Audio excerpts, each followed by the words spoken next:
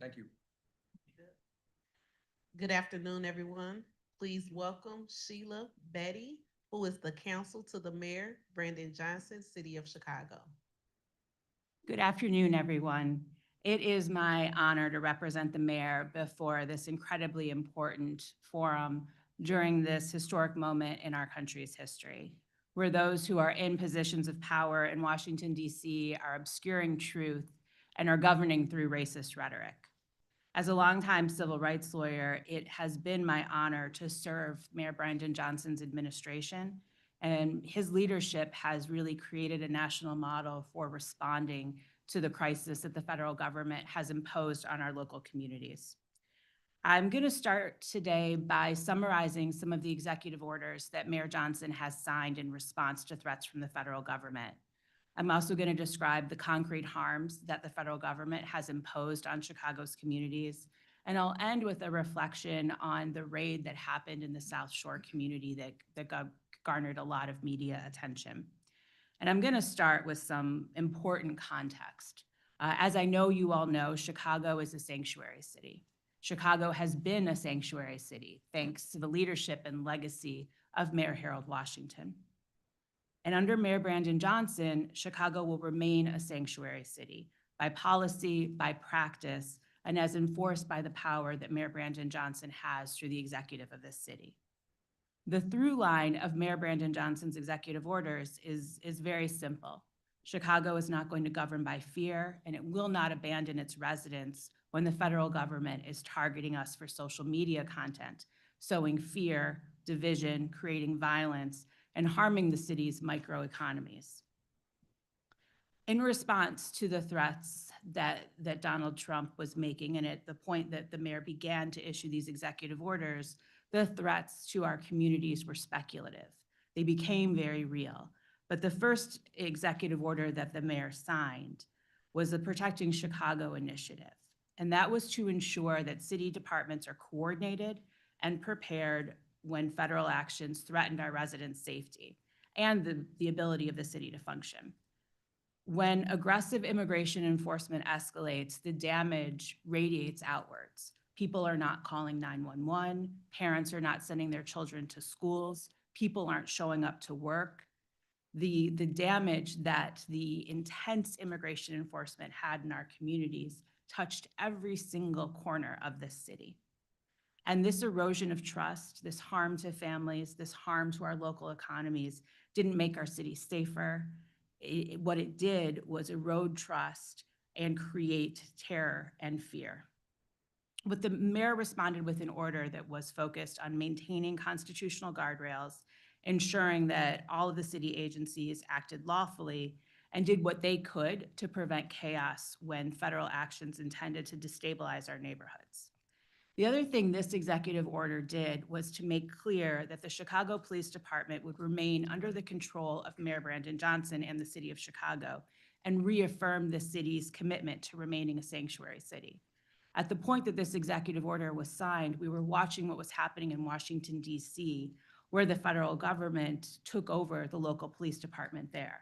Now, the local government had different legal authority to do so in D.C., but we were concerned about the government overreaching and trying to assert control over the police department here. So what the mayor did is proactively sign an executive order, making clear that our local police department would remain under local control. The other thing that this order did was require that Chicago Police Department officers wear uniforms so that residents could clearly identify a Chicago Police Department officer as opposed to a federal law enforcement officer who, as we now know, were showing up in plain clothes, often without any insignia, marking them as law enforcement. Another executive order that the mayor signed made clear that city-owned property would not be used to facilitate immigration raids. And this matters because government participation in these federal actions, even passive participation, confers legitimacy to what the federal government was doing. And Mayor Johnson drew a firm line. Chicago would not lend its infrastructure to terrorize our residents. And that executive order then created a really echo effect around the country. The County of Los Angeles just issued the exact same executive order. The executive order was then implemented in Cook County, in Evanston, and that executive order is referred to often as the ice-free zones order. And one of the reasons why that order was essential is because what we saw was that that the federal government was staging out of CPD parking lots, outside of schools, in our parks, trying to use our city infrastructure to terrorize our residents. And the mayor's response to that was to assert control over our property to ensure that it could not be used for civil immigration enforcement.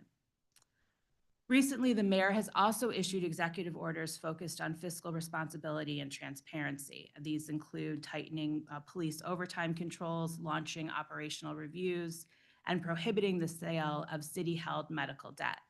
These kinds of protections for working families are incredibly important in the face of federal budget cuts. The budget cuts, and I'll talk about these a little bit later, are really attacking our social safety net and creating even more pressure to try to balance budgets on the backs of working people. And what the mayor has said is, despite pressure from the federal government, that will not happen in the city of Chicago. These executive orders, of course, did not arise in a vacuum. They were in response to the sustained harm created by the federal government that we saw here in Chicago, that we're seeing around the country. Most recently, of course, what we're seeing, the horrors we're seeing out of Minneapolis. What we saw when during Operation Midway Blitz was that immigration enforcement was being used as a tactic of intimidation, and it was designed to send messages to entire communities. Many of you, I'm sure, saw clips on social media or on the news. These federal agents were quite literally traveling with their own camera crews to capture the terror and the fear of families being ripped apart. That wasn't for a legitimate law enforcement purpose. That was to create content. And it just violated the very essence of what the city of Chicago stands for, which is the fact that we are a sanctuary city. Each one of these raids, of course, individuals were detained, but entire families were destabilized, witnesses were silenced, and public safety across the city was undermined as a result of what the federal government did. And this is why the city's sanctuary city status matters so much. Because we are a sanctuary city, our local police department don't act as federal immigration agents. City services are not conditioned on immigration status, and residents can interact with our local government without fear of deportation. These are critically important protections that ensure that our city can function. And the federal government has targeted the city of Chicago and has targeted all sanctuary cities, trying to coerce the city to abandon its sanctuary city policies in response to threats from the federal government. And Mayor Johnson has been unequivocal.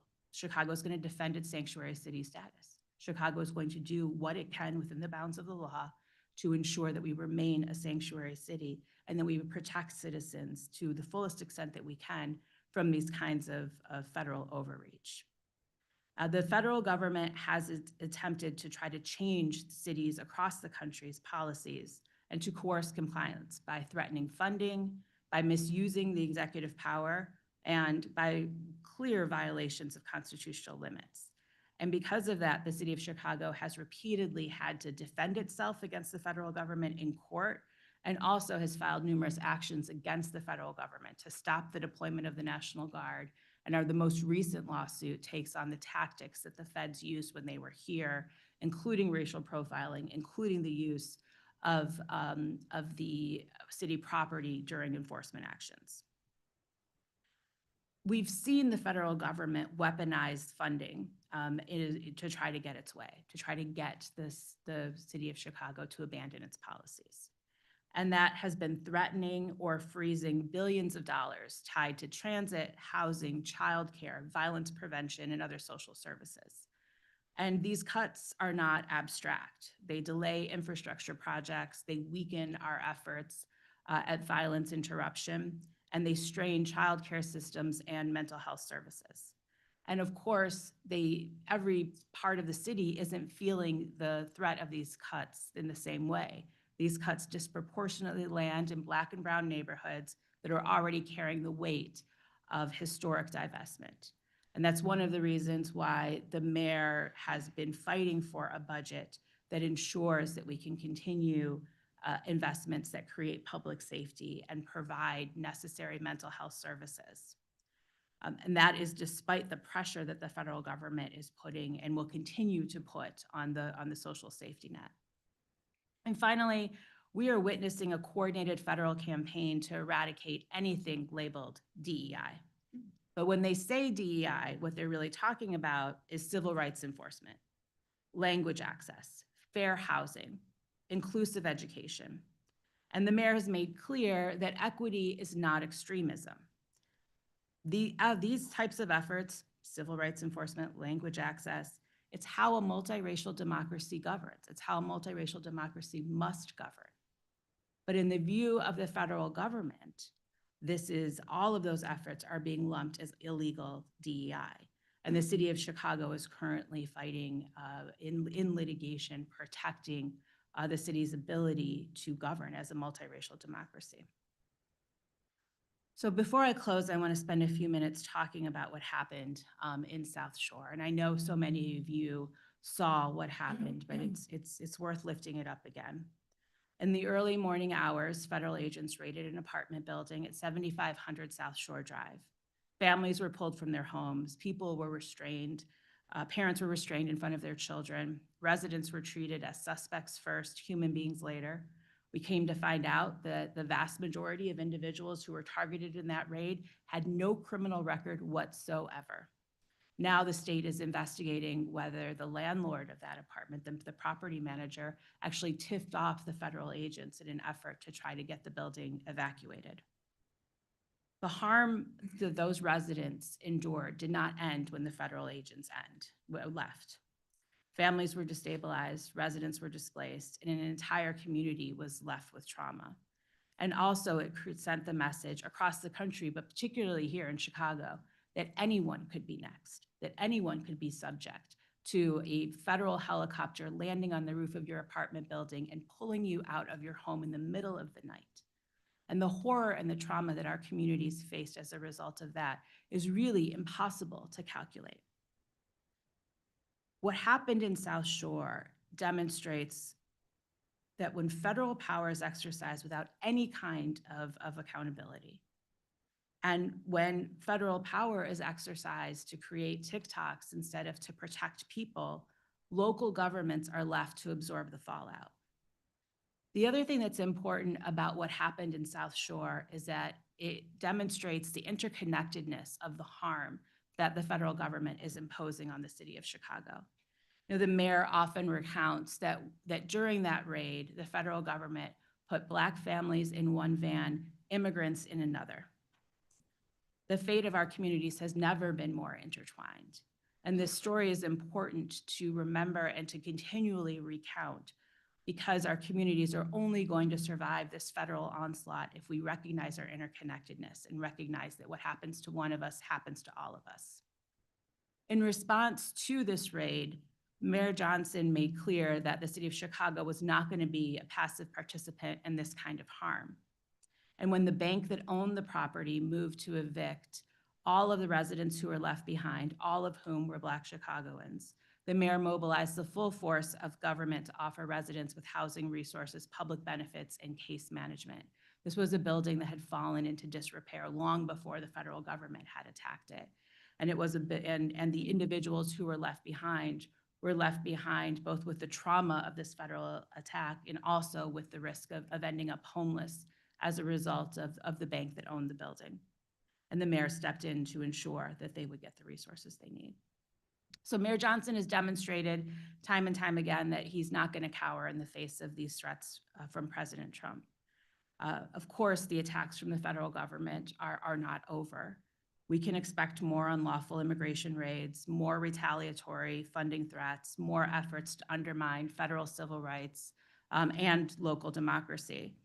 And we can also expect that the mayor will respond in kind, using the full extent of his executive power to respond. You know, this pressure from Washington, D.C. is inevitable, but submission to the pressure is not. And under Mayor Johnson's leadership, Chicago is going to protect its people. Chicago will protect its autonomy, and Chicago will not be bullied out of its values.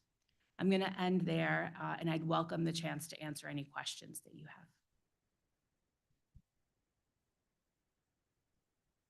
Thank you. Thank you so much for your testimony. At this portion of the agenda, we're going to open it up to our commissioners for questions.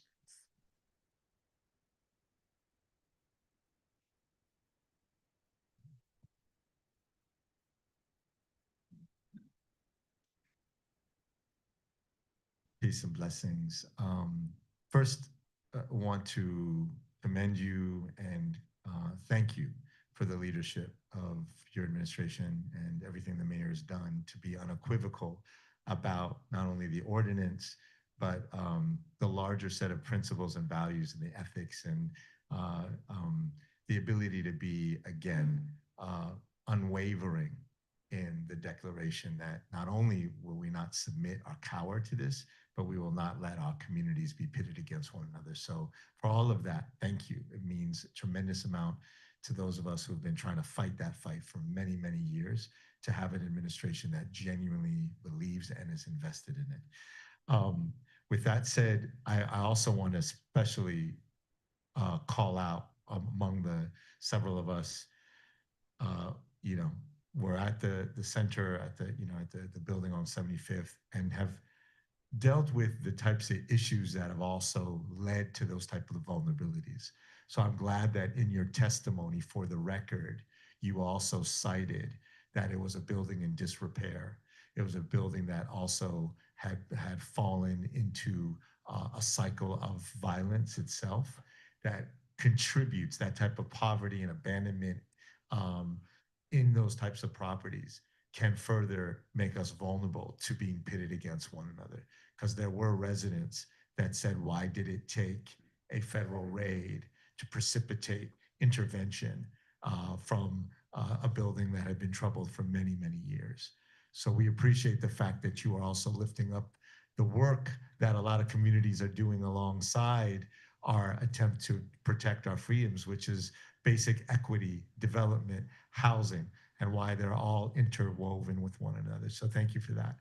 The one very specific question I also would love to hear your response to, for the record, is something we heard in our last testimony. We'd love to get some really clear answers from you on this. We have been hearing, in spite of the mayor's very strong declarations, that there are moments of collusion between CPD and ICE agents. We don't know if that is individual CPD officers or whether ICE has been able to be effective in tapping database systems connected to CPD. But very specifically, in our last testimony, we heard from someone, for instance, who had an individual who was stopped by CPD for a very minor kind of alcohol on the breath. I think it was a 0.8 on the person was let go. Before that could even hit court, the individual went home. The next morning, ICE agents were in front of his house, ostensibly picking him up on a DUI. The only way the person providing the testimony surmised they could have gotten that information was from a CPD officer or CPD database. So can you speak very honestly and candidly to what you are confronting with this, so that those of us who are out in the field that want to work in a spirit of alignment with the administration can continue to do so? Thank you. Thank you for those comments, and I will certainly do my best. And I'll just spend a moment reflecting on South Shore and the housing conditions, which, you know, I think you're getting at, the conditions that people lived in was a form of violence. There's just no question about that. And we are looking at initiatives to try to be responsive to mass evictions throughout the city. And part of that is a result of some of the learnings of South Shore, and kind of recognizing that these conditions have persisted throughout the city before we had to confront these threats from the Trump administration, and that they need to be addressed. So more coming there. So on the issue of CPD, and the Welcoming City Ordinance and involvement in information sharing with the federal government. You asked for a clear answer, and I wish I could give you a clear answer. What I will say is that the information sharing piece of this is very complicated. So individual CPD officers cannot participate in civil immigration enforcement. CPD regularly in the work that it does in terms of enforcing local and federal law, collaborate with federal law enforcement, right? Collaborate with FBI agents, collaborate with ATF agents, that collaboration happens. And that requires the sharing of some informational databases. So what might end up happening, and this is just purely speculative, is that information about CPD's arrest databases is accessible to the FBI. The FBI could then share some of that information. This is a significant concern that so many of our community partners have brought up repeatedly. And there was an incident that happened in the South Loop on June 4th that resulted in the mayor's office doing a review of CPD's engagement with federal immigration enforcement. And one of the recommendations to come out of that review is that the Civilian Office of Police Accountability have jurisdiction over complaints of violations of the Welcoming City Ordinance. What that means is that in the incident that you just described, or in any other incident where a member of the public believes that police officers, CPD officers, have violated the Welcoming City Ordinance, they could file a complaint with COPA, as it's called. That is an ordinance that is being put forward by members of City Council. There will be a hearing on it on January 27th. It is a proposal that the mayor is in full support of. So we hope that will be able to provide some fixes and some accountability here. And the other thing I'll share is that we are in constant communication about these incidents, and that when there is an incident where there's civil immigration enforcement, we've got a protocol in the mayor's office where one of us, sometimes it was myself, sometimes it was members of our immigrant and migrant rights team, deployed to the scene to capture some of this information. So I apologize that the answer wasn't clear, but I hope that one of the takeaways is that we've heard this issue being raised, we're concerned about it, we want it to be addressed with the kind of transparency that our residents deserve. Then do you have data though? Do you keep data for how many times it's happening? So for instance, in this case, if ICE is deploying CPD data to justify a raid or an arrest, are you in the city aware or tracking how many times that is happening? I would imagine at some point there has to be an entry that says we deployed data that we either got from CBD or that CBD, like you said, shared with the FBI. Or I don't know why a DUI, for instance, though, would have been shared with a federal law enforcement database. I mean, it seems like a very mundane thing. So are you tracking those numbers? Are there ways in which we can then help hold folks accountable by working with the city to actually get that data? So what I know is that I think it was in 2017 or 2018, the Office of Inspector General did a report on the city's gang database. And what the Inspector General was able to conclude is how many times various federal entities accessed CPD's data collection apparatus, which is called CLEAR. So what you're asking, can we determine when federal authorities have accessed CLEAR? The answer is the Inspector General was able to do it in the past. So that's, we are not, there's not a protocol that I'm aware of where we're doing that regularly now, but that's, you've given me something to think about.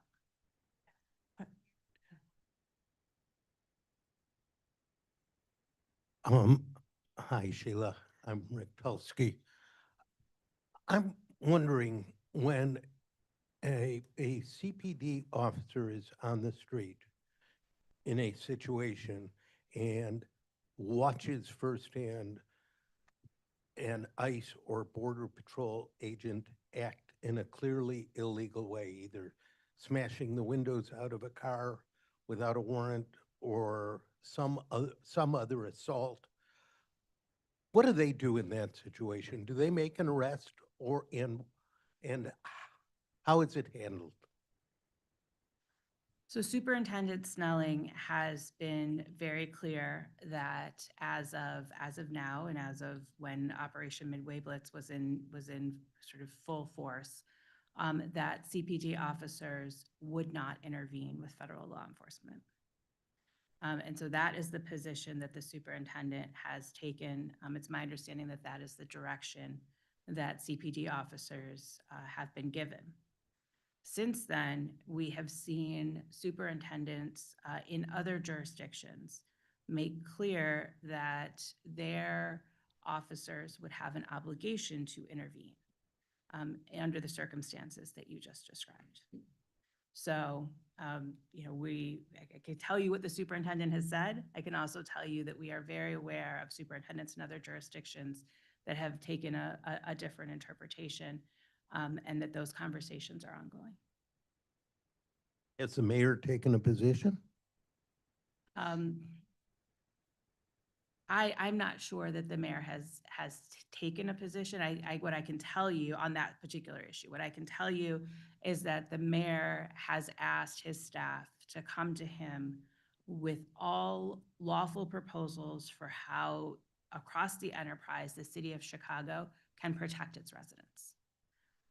And I can tell you that that is on the list. Thank you, Council, for being here. We appreciate your time. We know you have lots to do. And I want to echo Rami's thanks for many other things as well. And I do want to ask a couple of hard questions. So I want to go back to the South Shore raid. We heard direct testimony this morning about how there were no resources offered to the residents of the South Shore building who were displaced. So I'm wondering if you would be able to provide for our record here the numbers of people in that building who were able to access city resources. So if you sent resources, how many people were rehoused because of the city resources? How many people were able to access rental money of some kind? How many people were given help with the relocating? We would like to have those hard numbers because it directly goes against what direct testimony we were given this morning. And then the other question about the South Shore raid is, has the city filed any lawsuits against federal agents for using city-owned property? Because we know at South Shore, they were in the school parking lot, so city-owned property to conduct that raid.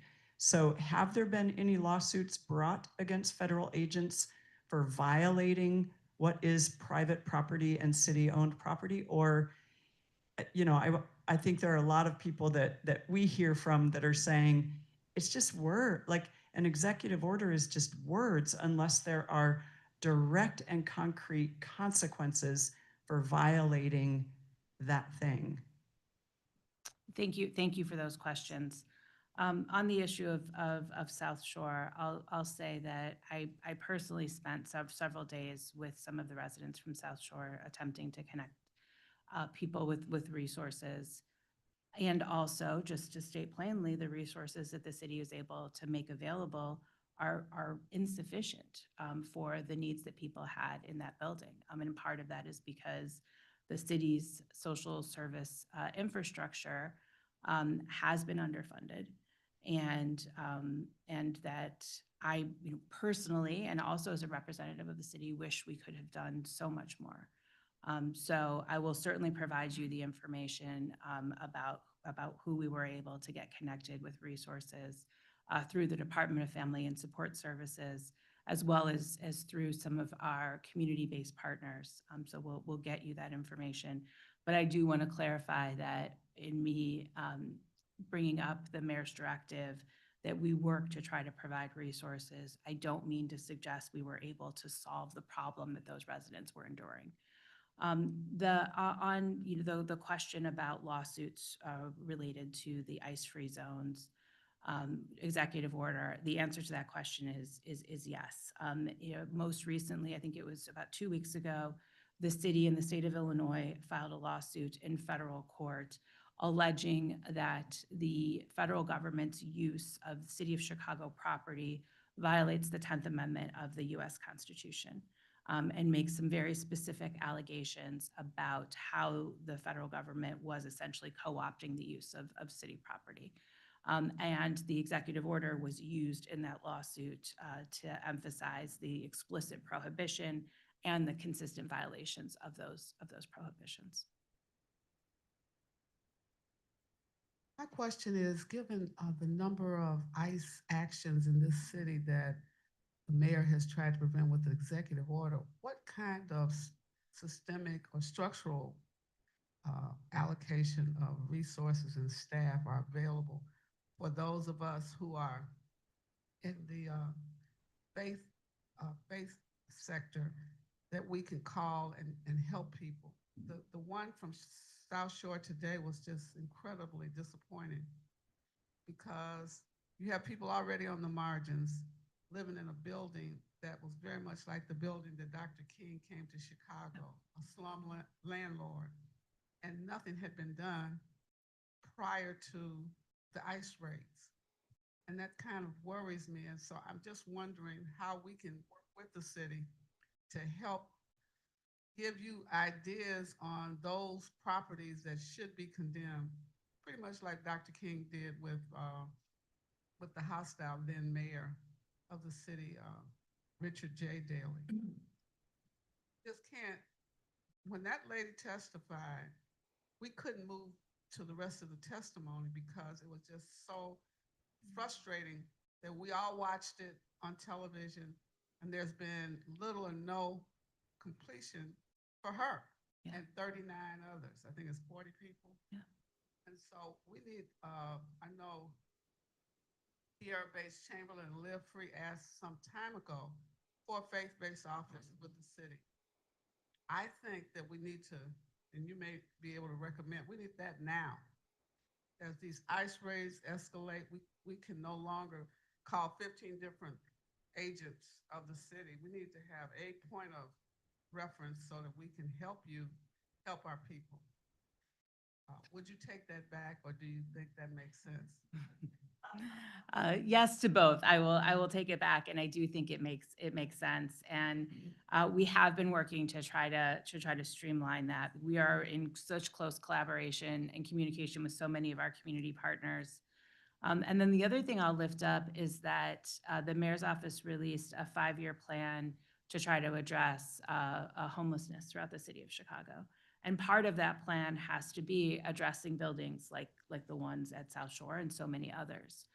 So if any commissioners are interested in a meeting with our chief homelessness officer, specifically around redressing some of the conditions that could lead to homelessness, I know that there would be a lot of interest in that. The plan is currently been released for public comment, so it's not finalized.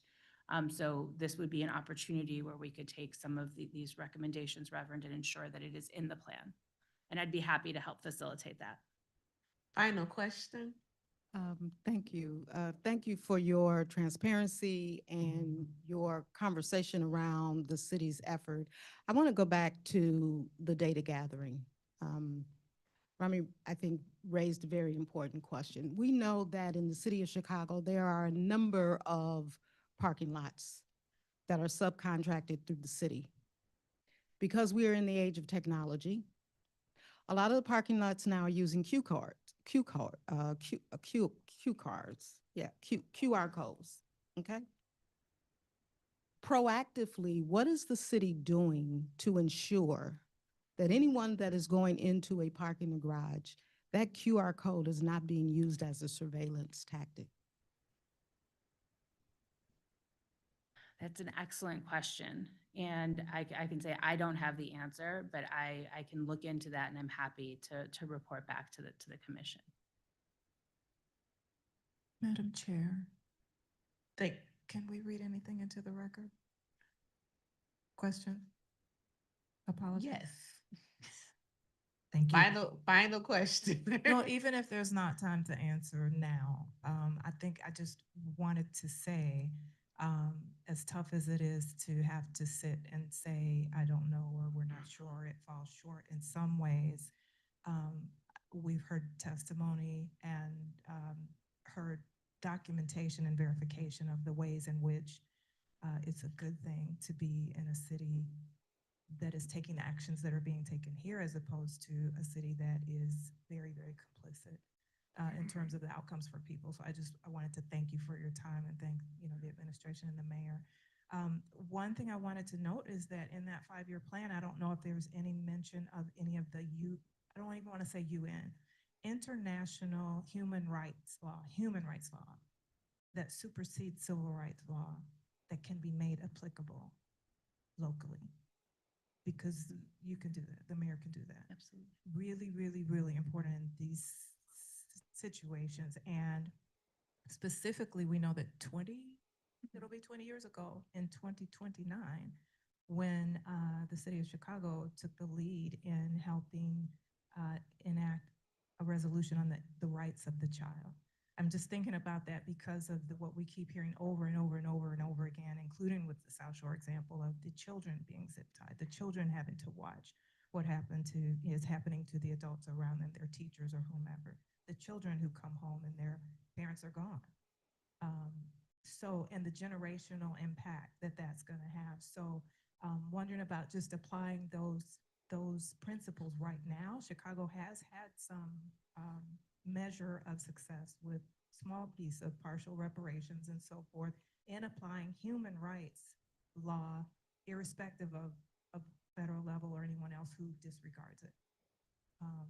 And then if the World Council of Mayors can be a part of this conversation and collective to support, I think that would be critical as well. So thank you, Madam Chair, and my commissioner colleagues as well.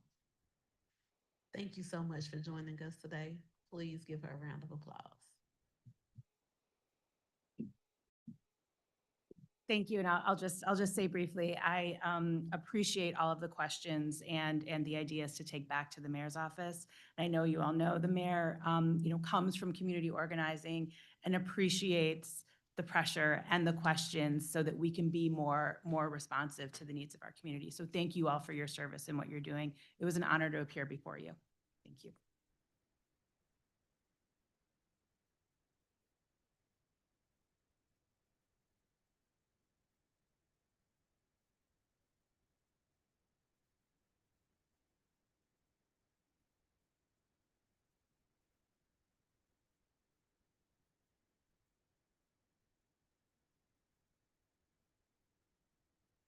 We will continue and transition to the next testimony. Next, we call up Pastor Matt DiMatteo.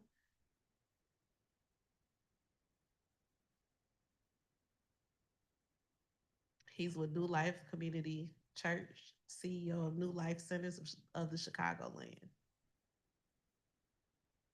Afternoon, everybody. Give me a second, I'll put this on you, okay? Perfect. Yeah.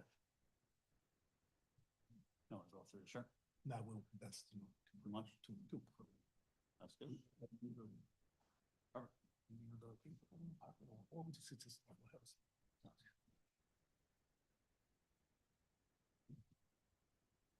And as you project, this will pick you up just fine. All right, appreciate it. Okay.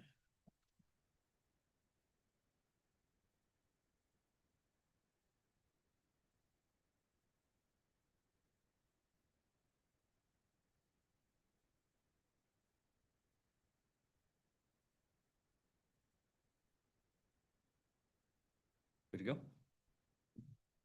Good afternoon, everybody. Thanks so much for having me. My name is Matt DiMatteo, and I have lived and served in the Little Village community for 25 years with my wife and 3 kids. I'm a pastor with New Life Community Church, a multi-site church that has served Chicago for 40 years. And also, I serve as the CEO of New Life Centers of Chicagoland, a faith-driven nonprofit working with youth and families across Chicago. For more than 20 years, New Life Centers has been deeply embedded in Chicago's neighborhoods. Our team mentors 600 young people ages 12 to 24, supports 200 kindergarten to 8th grade students in after-school programs, and engages 2,500 youth through year-round sports. We respond to every shooting in Little Village, Pilsen, and Brighton Park, working daily to interrupt violence and build peace. Through community care, we feed 10,000 neighbors per month, support local entrepreneurs, and welcome families at our Community Welcome Center. Over the last 2 years, through our New Vecinos initiative, we have placed 6,000 new arrival families into apartments. We've hosted 5,500 individuals in our family shelters. We've welcomed 5,000 people at the landing zone and distributed more than 1 million items through our warehouse. Our work is simple: faith in action.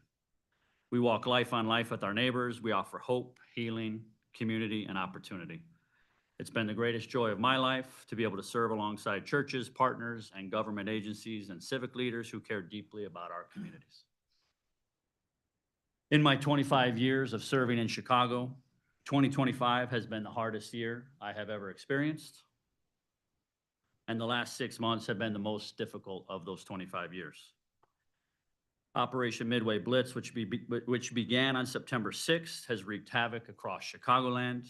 More than 4,500 plus people have been taken, the majority in these last 4 months. And ICE operations have created chaos, ripping families apart and instilling deep fear across entire neighborhoods. This is not only an immigration issue. It is an economic issue, a spiritual issue, an education issue, and a medical issue affecting businesses, churches, schools, and clinics across our city.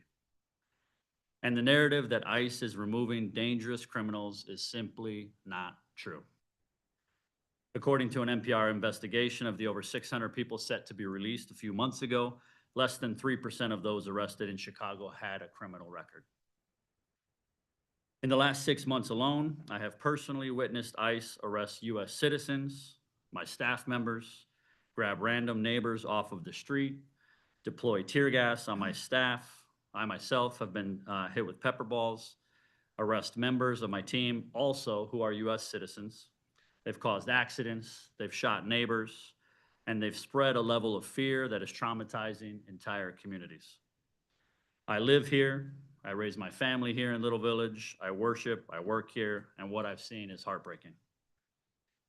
I'm gonna zoom in on a specific day in the last few months, on November 8th. On November 8th, I was eating breakfast when my staff called me to report that ICE activity was rampant in the neighborhood. They had begun at 26th and Kedzie and were speeding erratically through the community. I got into our New Life van to check on neighbors. At 11:09 a.m., I arrived at the corner of 26th and Pulaski and witnessed 10 ICE vehicles stopped in the middle of the street, agents exiting with automatic rifles drawn, and I began filming.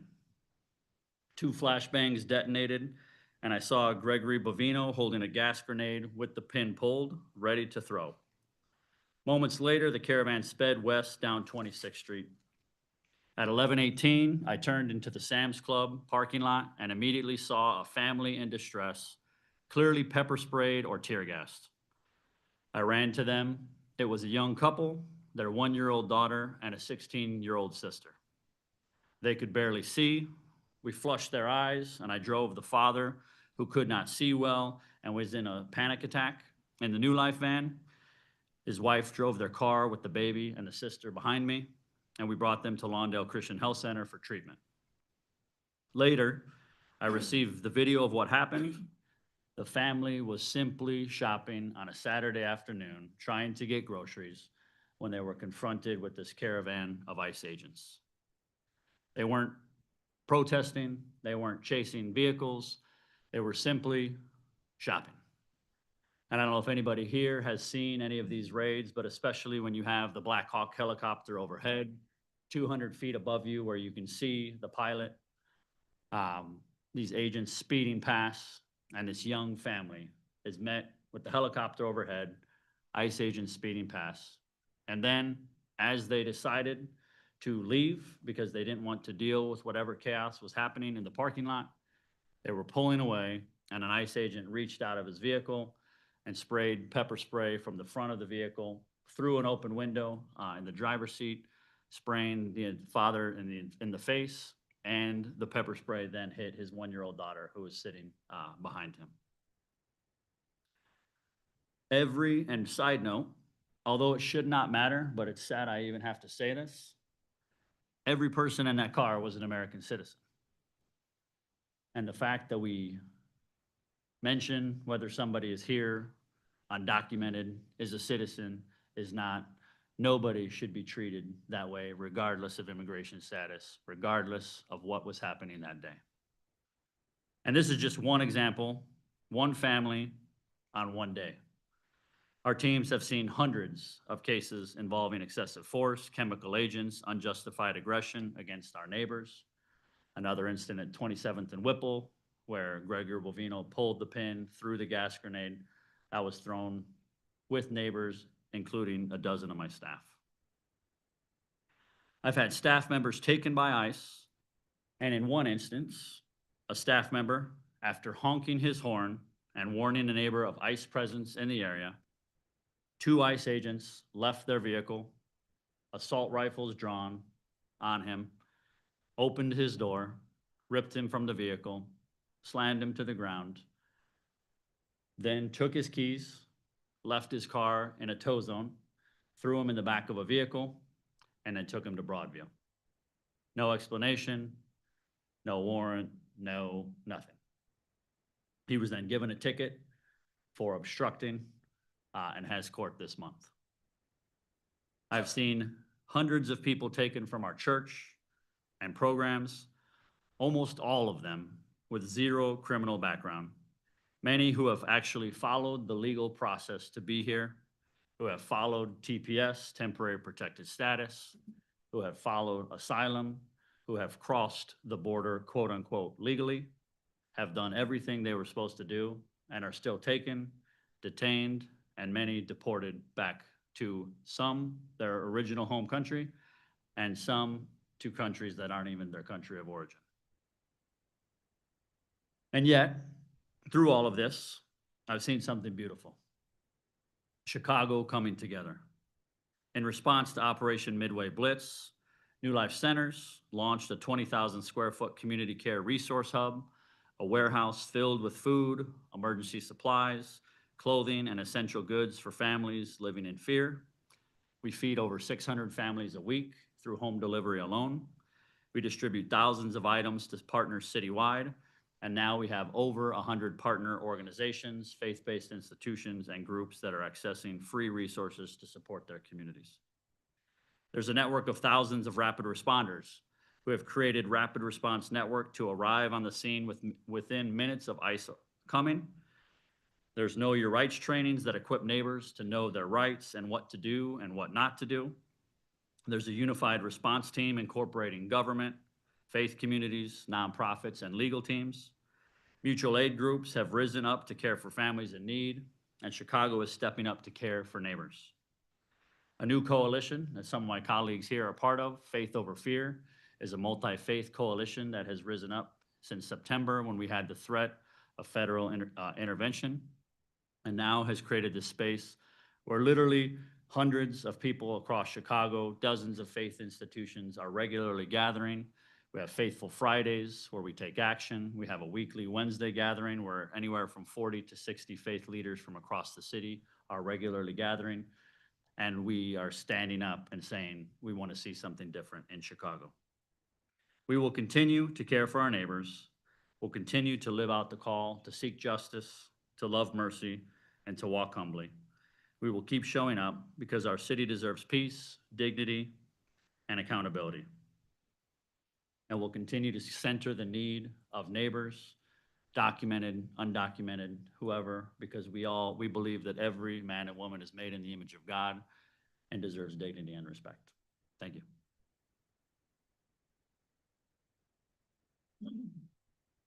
Thank you, Pastor Matt, for your powerful testimony. And I have the privilege of working alongside Pastor Matt. So thank you for all of the work. Mhm. And 8 o'clock a.m. morning calls. With that being said, I want to open it up to the commissioners for questions. So I'm wondering when you and your staff and residents get assaulted, is there any planning talk, interest in a legal action against the offending officers? Yeah, great question. We've worked in some instances and cases with the National Lawyers Guild. They tend to take a lot of the cases of people who are citizens.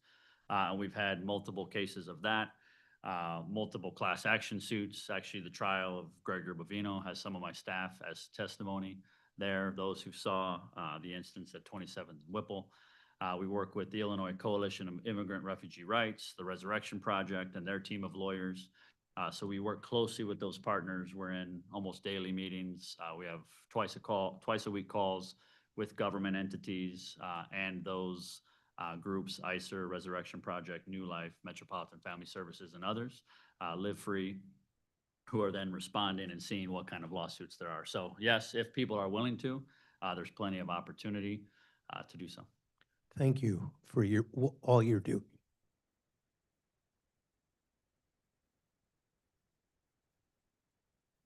Peace and blessing. Let me add my voice again. I have the profound honor of working alongside Pastor Matt. I do think it's important for the record to demonstrate that we do have faith leaders in the city that every single day are putting it all on the line in the most extraordinary manner possible with profound humility. And irrespective of what your faith tradition is, you cannot but look at it and see the divine in the work. And I think, Pastor Matt, many of us who have had the privilege of working alongside that, see the divine in your work, my brother, and see that commitment to the love and grace of God every single day. So thank you for your work. Appreciate you, man. We have spent part of our afternoon talking a little bit about how we can continue to think about trauma at all levels. I think the two things I would ask you for the record to help better document is we're talking about generational trauma right now.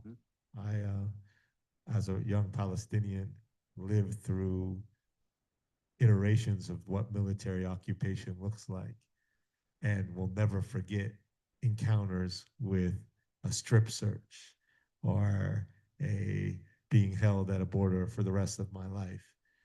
I know the communities that you are working with have encountered profound degradation.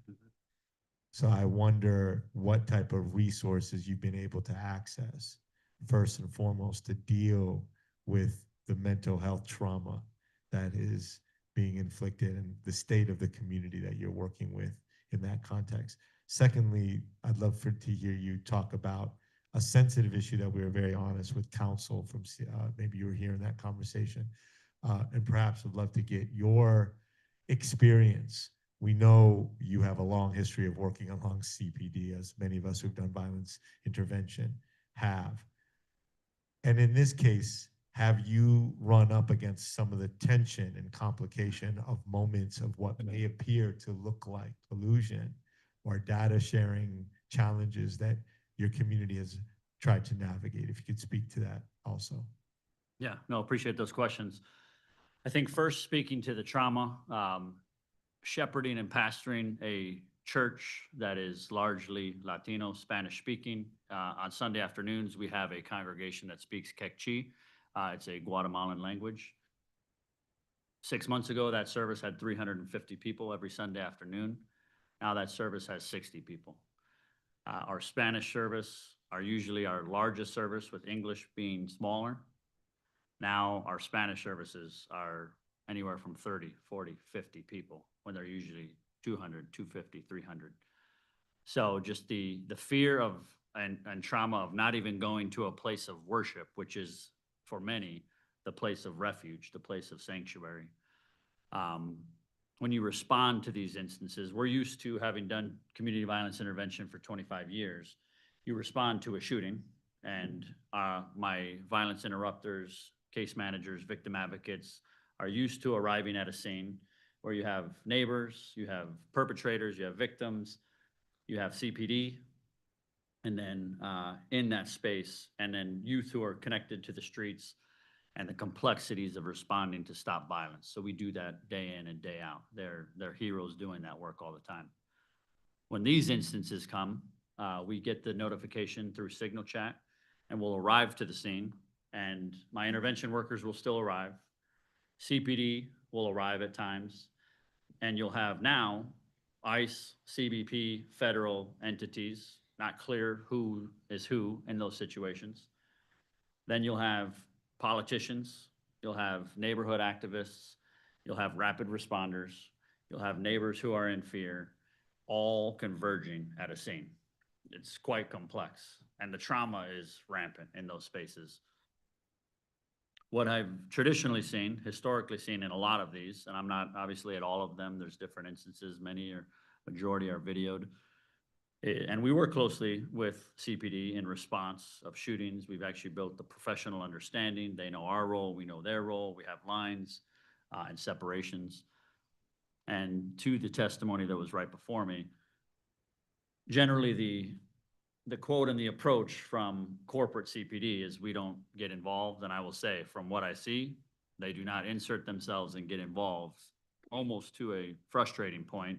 And you can tell, I mean, I have relationship with officers as well.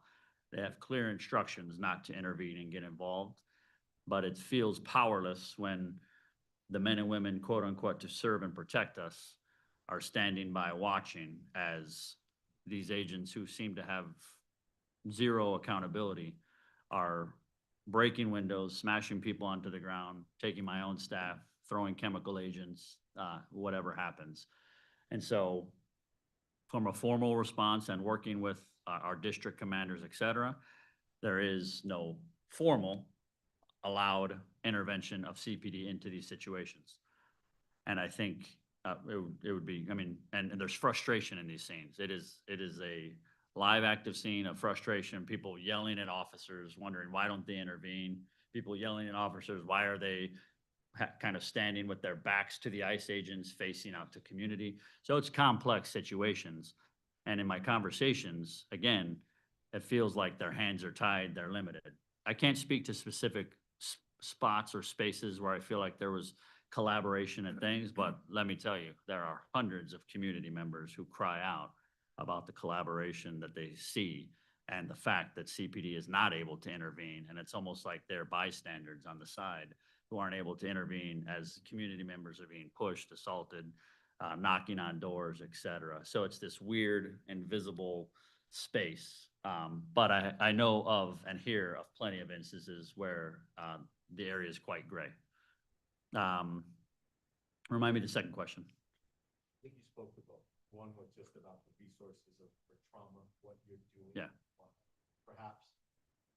Pastoral care, and there are connection to resources, but just like in the CVI field, the amount of trauma versus who is able to access resources to walk with is, I mean, the unlimited need to quite limited resources. And in our community, another layer is bilingual therapists, bilingual. So my staff, per usual, works as walking with mentor, and we started mobile units where we're taking kids to and from school because families are afraid to do so.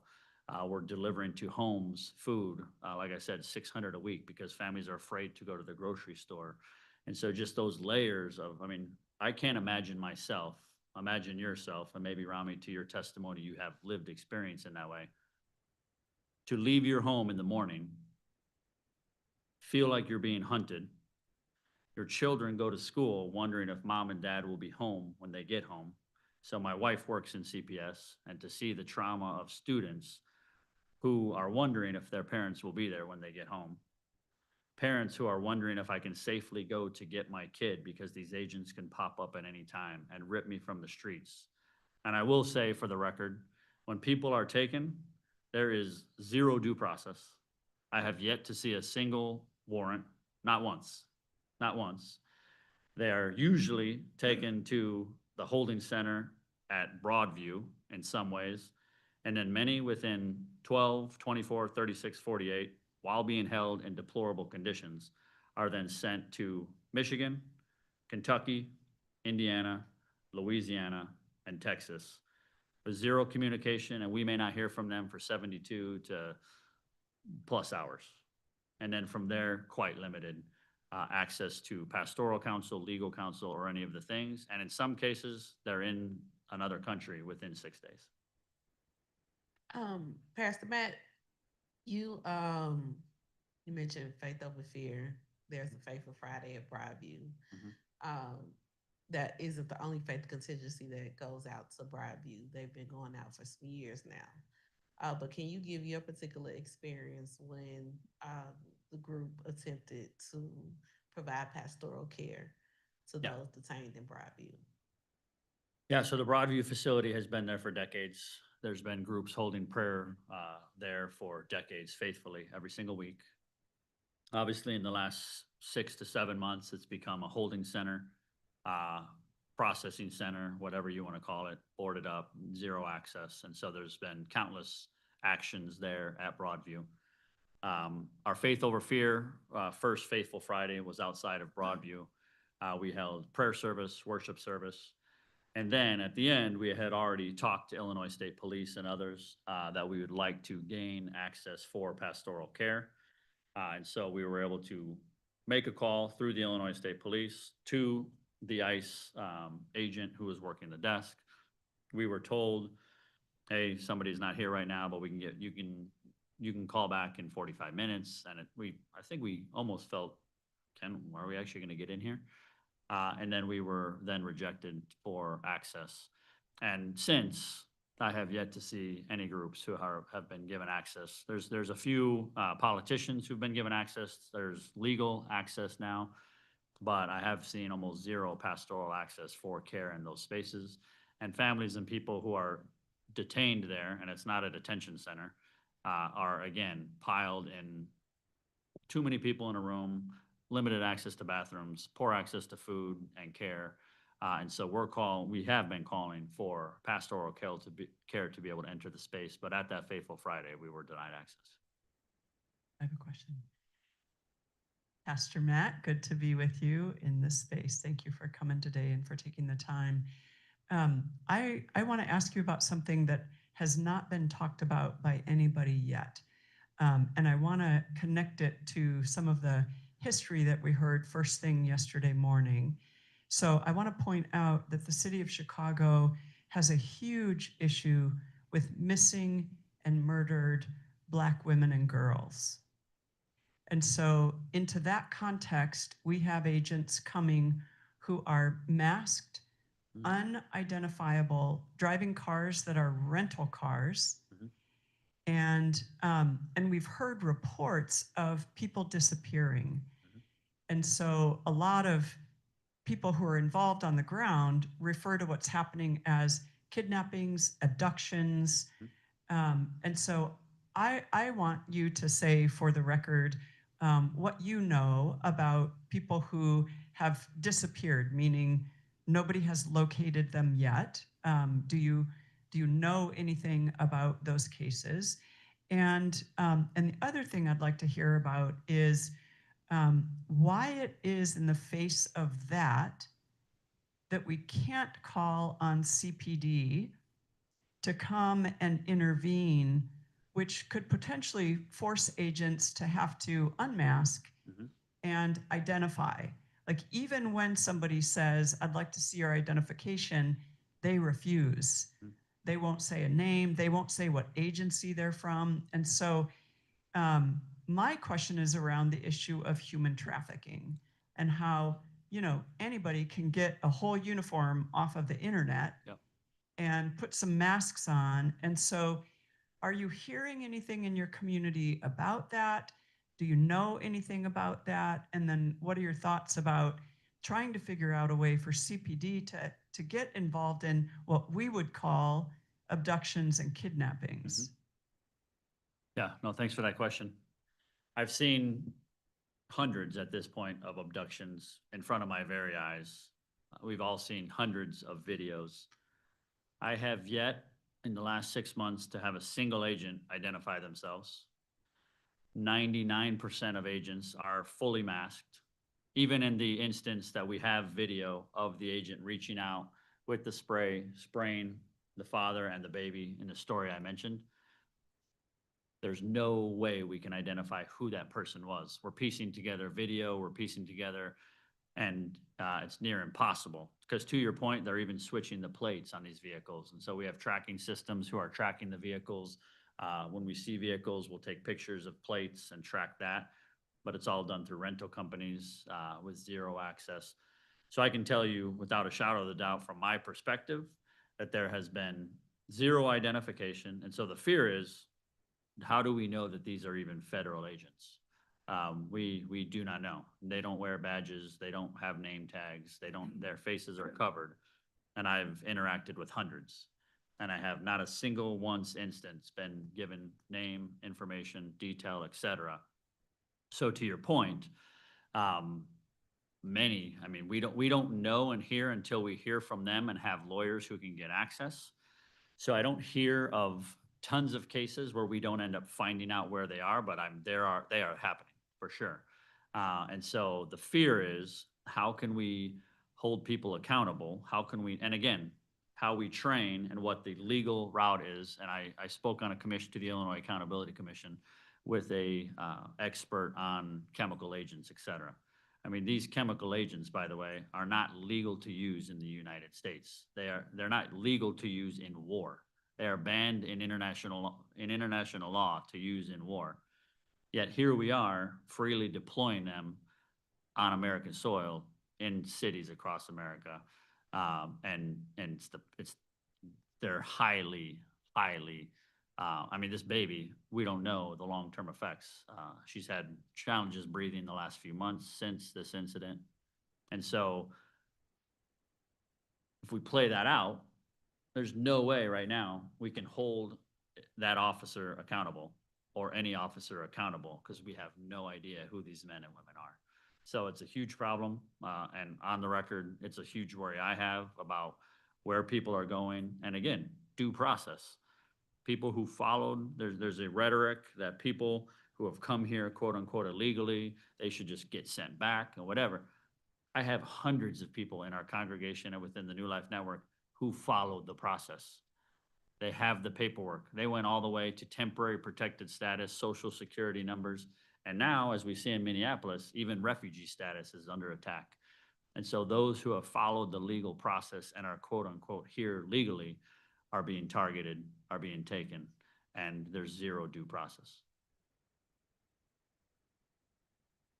The question I have, because you're a phenomenal person. I don't even know how you have the strength to sit here and answer questions. We owe you I mean, not just a round of applause. We owe you a measure of support in terms of you put your body on the line each and every day. So my question is, what can people who are watching this hearing do? What can the rest of us do to be a better service as we go into this new year? Because I know this is becoming, it's escalating. One thing I would recommend, we stop calling them agents. These people are not legal people. They're terrorists and they're criminals for the most part. They came from January 6th. So we need to stop giving them any kind of credibility because they're not credible. You walk around with a mask on. It's like Tonto and the masked man. So what can people do? They're watching to help. Yeah. How can this this panel of commissioners really give you the kind of support that you need?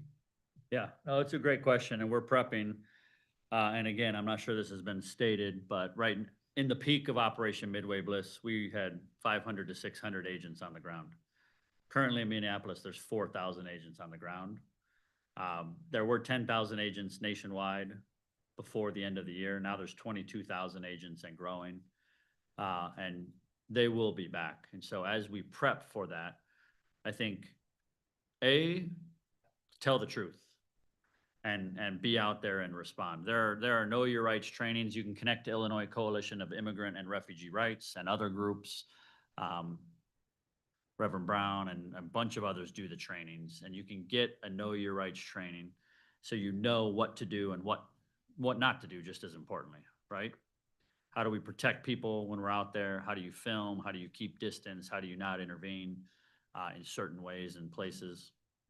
So get trained, and again, there's trainings all over.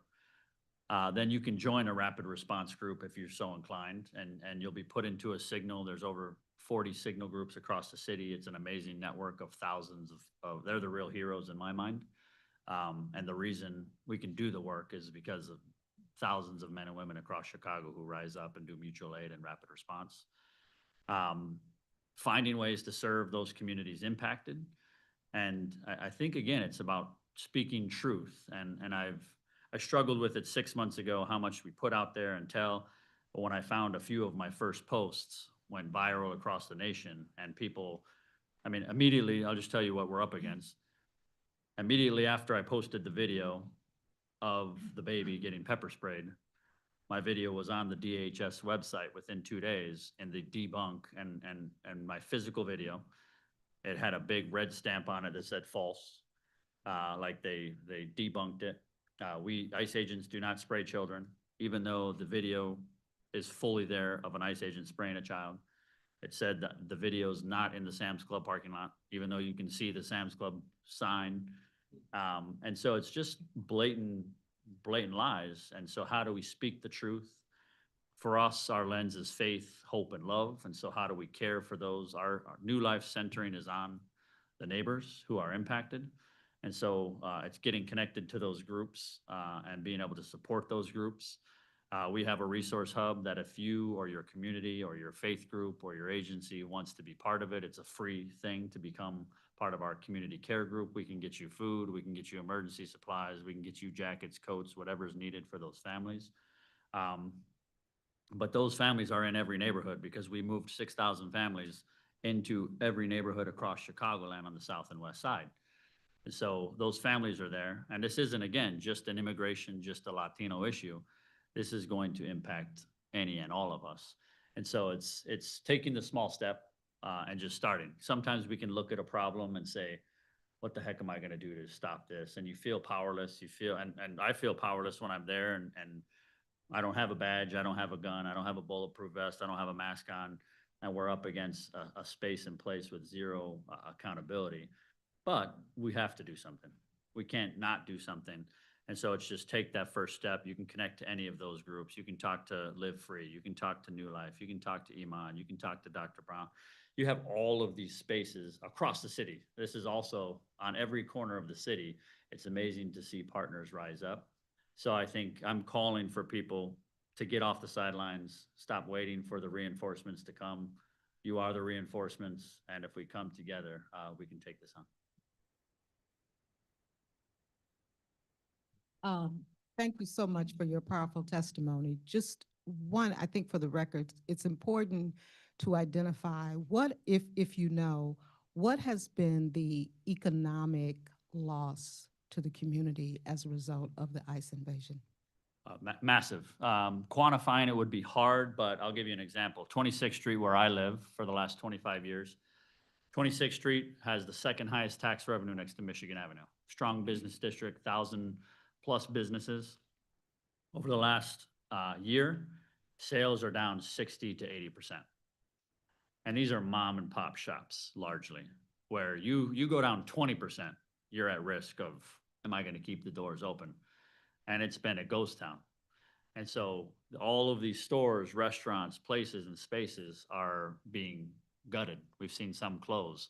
And so another practical action is to support these local Black and Brown-led businesses who are struggling to keep their doors open.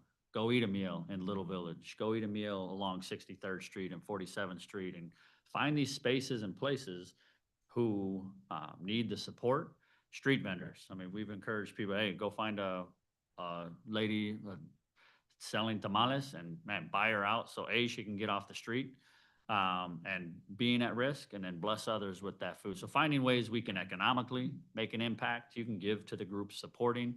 But another way is kind of intentionally change our shopping habits, move it away from the large corporations, many whom are supporting all that's happening, and move it towards how do you support these local Black and brown businesses. So I can only speak for Little Village, but it is crushing businesses in our communities.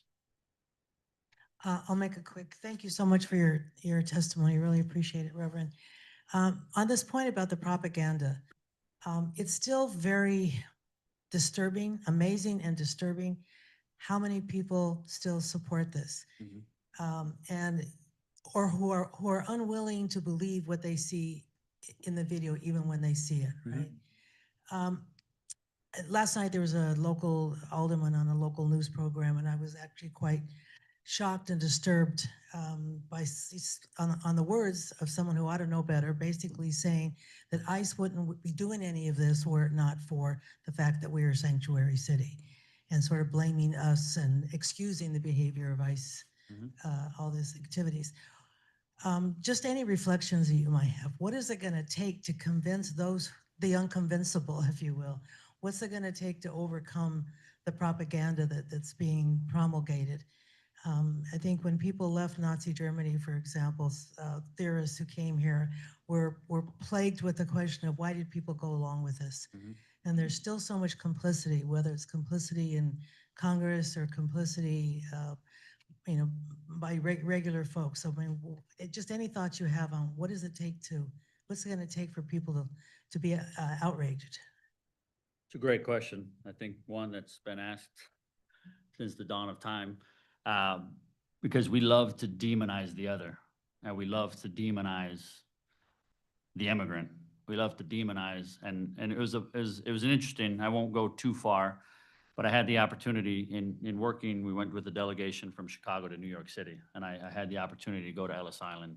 And I'm Italian. My family came through in 1907, and so to see the writing on the wall in Ellis Island at the Statue of Liberty, right outside the Statue of Liberty, in these spaces where the Italians were demonized and saying, hey, here comes the WAPs, here comes the people without papers to steal our jobs, to steal all these things. It was the Irish, it was the Black community. I mean, every group that's otherized, right? And to me, the greatest way to do that is through the power of relationship, knowing something. You can't demonize somebody you know, and building a relationship and hearing. And I think I hear it all the time in Chicago. Well, the new arrival, and we hear it in the Latino community. The new arrivals came and, oh, they're stealing all this. I didn't get that. I didn't get the free handouts when I came here. And again, get to know somebody's story. Hear them, know their name, know who they are. And there's a group of people, bottom line, that will never change.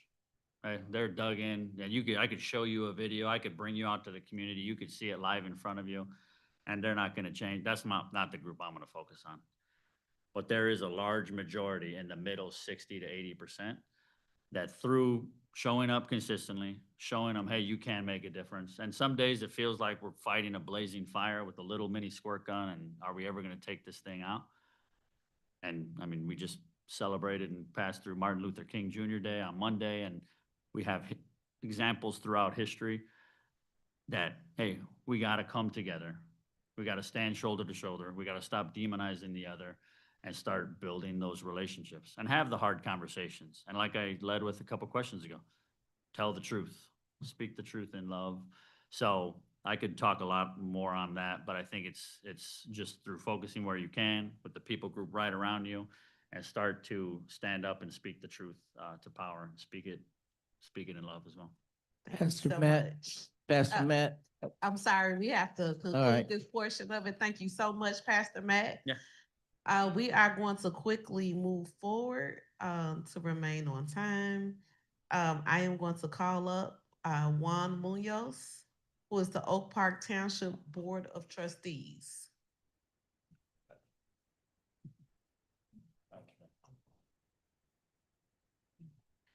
Following Mr. Juan Munoz will be Deputy Governor Grace Hope.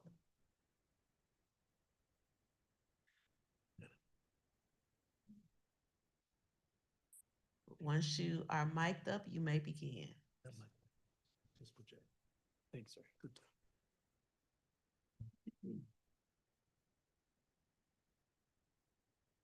Oh.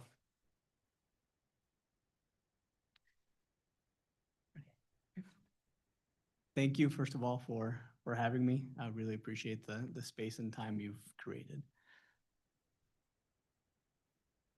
My name is Juan Munoz. I am a Oak Park resident and township trustee. I'm the first elected Latino trustee for the Oak Park Township.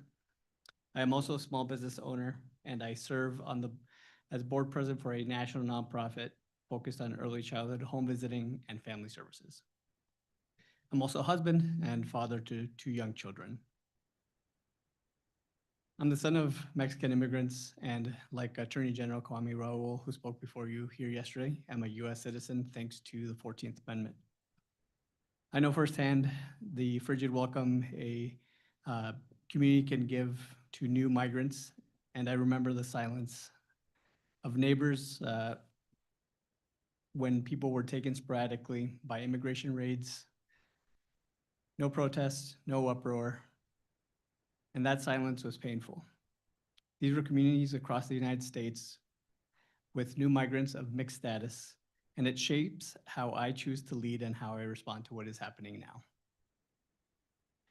One of those communities was rural Minnesota, southern Minnesota, where I attended high school. In those summers, I worked in the soybean fields. And although it is no longer my home, I'm heartbroken that family and friends there now are experiencing what we went through, often worse. If the escalation tactics we are seeing goes unchecked, these tactics will not stay isolated. They will spread and they will show up in our communities. I'm here today because I am one of the first elected officials in Illinois to be detained during Operation Midway Blitz. And I am also the only elected official held inside the Broadview facility. Since my arrest and detention, I've submitted sworn declaration describing what happened to me and the terrible conditions I witnessed inside the Broadview Processing Center when it was misused as a detention facility. I also testified in the federal case about agents' use of force against US citizens and thanked the ACLU, Lovie and Lovie, and many other lawyers involved in those cases. What I'm sharing today is a portion of those facts of what happened. I chose to attend the protest at the ICE facility in Broadview on Friday, October 3rd, 2005, to show solidarity with protesters and for those who are unable to attend because of their status. I attended because what happens there affects all of our communities, including the constituents I represent. Our neighbors, our employees, our community members who are afraid to leave their homes, and people being detained and deported. When I arrived that morning, there was a much larger law enforcement presence from different departments, including the Illinois State Police. The Illinois State Police kept a clear path towards the ICE facility, vehicles repeatedly moving in and out. Shortly after I arrived, ICE agents gathered near the facility gate and began marching towards protesters, led by U.S. Customs Border Protection Commander Greg Bavino. When they reached the protesters, Commander Bavino gave vague instructions to move back while people were trying to comply with the directions. He escalated the situation by commanding his officers shortly thereafter to start arresting folks in the crowd. A federal agent instructed me to move beyond a guardrail. I did so, and he thanked me. I was complying with their ever-changing instructions, and I was filming with my phone because I had seen the escalation in these situations before. I had personally witnessed the escalation tactics used on people exercising their First Amendment rights, including pepper ball, munitions, rubber bullets, and tear gas. I was recording because I believed accountability required a clear and public record. While recording agents, I heard a disturbance behind me and began to walk away. That's when Commander Greg Bavino, who had just tackled an older gentleman, pulled me to the ground. As soon as I was on the ground, he smacked the phone out of my hand and ordered me arrested. He told me to turn onto my stomach. Shocked, I was turning and told him that I was an elected official, and he did not respond. I continued to repeat those words, but zip ties were placed on my wrist, and I was moved to the middle of that parking lot and was surrounded by agents and other protesters who had been arrested. At that point, photographers and videographers were near the agents, and filming us, the arrested protesters, and the agents themselves. We were held outside in handcuffs for 40 minutes with no explanation. Then a handful of SUVs began to move out of the facility. When one of them stopped, Secretary of Homeland Security Kristi Noem exited and gave an interview to a right-wing influencer using us as a backdrop. This is when it became clear that the arrests, the photos, the videos being recorded were being used for their propaganda. After Kristi Noem left, we were taken inside the facility. The harm was not just the arrest, it was how quickly a peaceful protest turned into suppression and how little accountability existed in that moment. While being led towards the facility, I told one of the agents that I was an elected official again. The agent asked me if my restraints were too tight. I said they were, and they did nothing. Weeks after the event, I still had numbness in my hand. We were held inside the facility for 8 hours. We were questioned by FBI agents and asked politically framed questions: if we were paid to be there, if we had come from out of state, how we had organized to be there. I had requested an attorney by name who was outside of the facility and was told that no lawyers were being allowed in. I was then processed by an immigration agent and assigned a case number in their system. I was not sure at this time if I was being processed as a protester or because of my name, Juan Munoz, being found somewhere in their system, and was going to be detained and held and processed in a different manner from the other detainees, and began to fear to what the consequences were for me being inside of that facility. After almost 3 hours, I was able to connect with my wife through a phone call. She knew that I had been taken, but didn't know why or where. She was scared, angry, confused, and that fear and anger, once planted, is difficult to uproot and continues to affect how we operate today. I want to speak clear about what I observed inside of that facility. The conditions were degrading and unsanitary. Minimal privacy, poor air circulation, and the smell of excrement. The toilet area was filthy, and people had to share shoes left behind by previous detainees because they had had their shoes removed while being processed. While we were detained, a young man was brought in with his father during one of the immigration enforcement activities. He had visible scrapes and swelling along his jaw and neck, and had injuries on his arms and legs. He had received these injuries while being detained with his father. Although he was a U.S. Citizen, he was detained and held inside of that facility along with the other detainees, and he was not provided medical attention while we were there. As mentioned, I was detained for 8 hours, and at the end of those 8 hours, we were given no information at any point or next steps about what was to happen. At the end of those 8 hours, we were led to a black van and driven to a gas station 1.5 miles away from the facility and dropped off with our belongings and no other information. This sends a chilling message. If you protest, if you film, if you speak, federal power can be used against you. I want to close with some observations. In Minnesota, the situation is escalated because of a couple of conditions. One of them being that counties and sheriff's offices have cooperation agreements with the federal government, arrangements that Illinois limits through laws like the Way Forward and the Trust Act, and now the Safety Act. However, if these tactics that are being deployed nationally continue to escalate, and we're honest about what makes them possible, we need to take action now. There's a facility in Dilley, Texas, a private detention facility that was used previously to hold families that has had their contract renewed as of March of last year.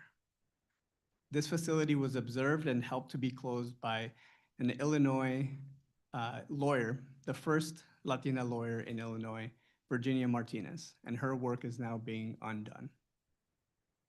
I would strongly encourage the Attorney General, the Illinois Attorney General, to continue to monitor, investigate the cooperation, collaboration, and support that may be provided by our own local and state police, especially when state resources are used in ways that enable federal abuse.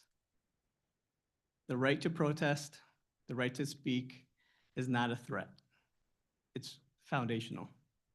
If the 14th Amendment means anything, it is not just the right to citizenship, it means equal protection and due process for all, including those who dissent, those who look like me, and those from immigrant communities. And when harm occurs, there must be repair, access to legal counsel, trauma support, transparency, and accountability. I'm here as someone deeply committed to my community, as a small business owner, as a nonprofit leader, as an elected official, and as a father. I don't want anyone else to go through what I went through or worse. Thank you.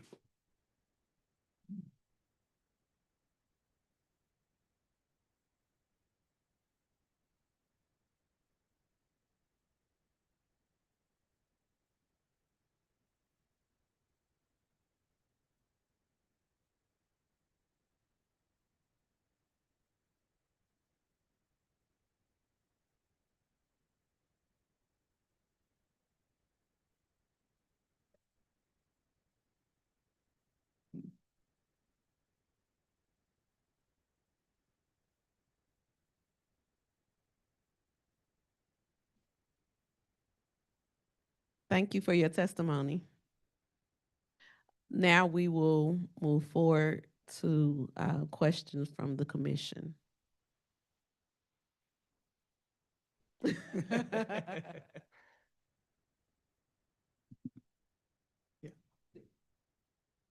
you want to begin? Yes.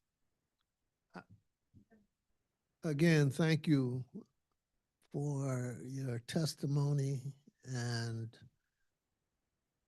the experiences that you had were basically inhumane.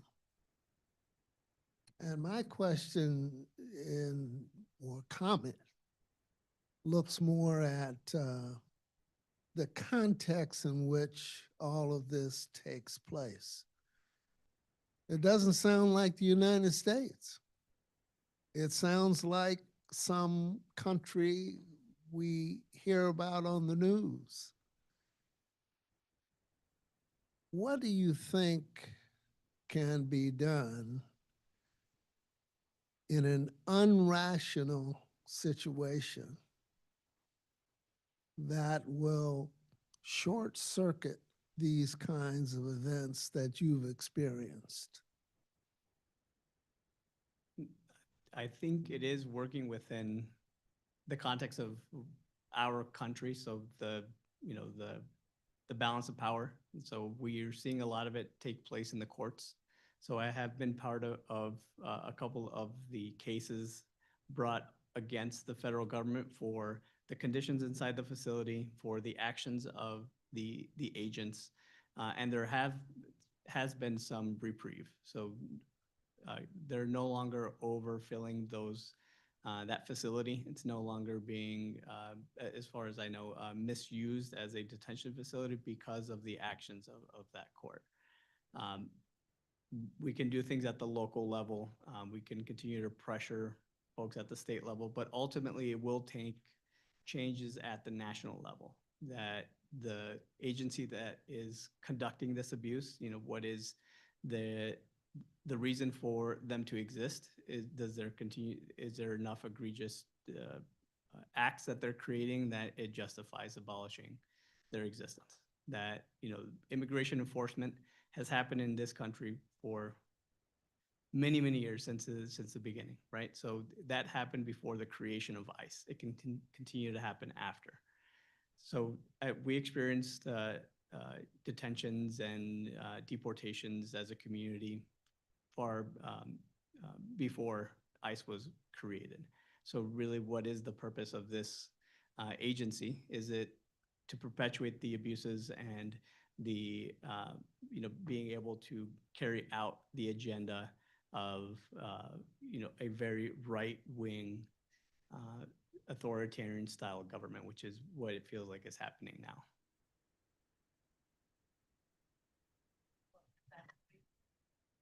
It is. We should have met before. I live in Oak Park.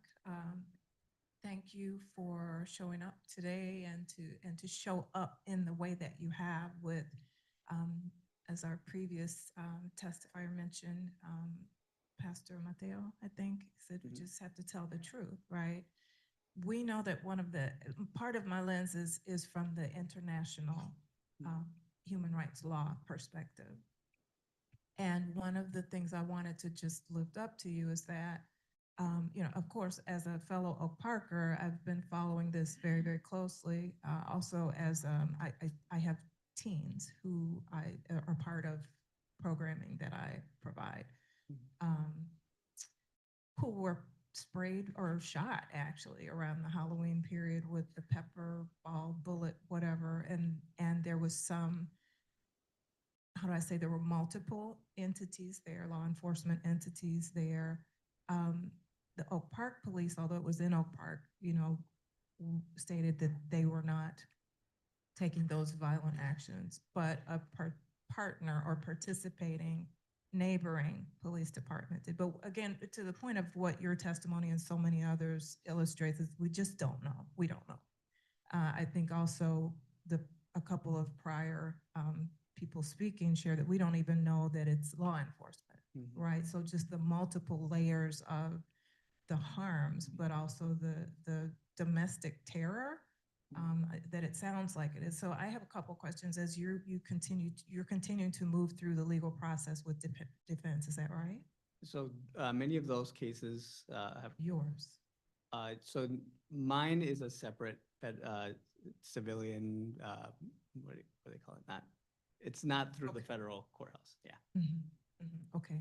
So what I'm wondering is if there have been any conversations with any of your legal counsel with regards to the international human rights law and the application here.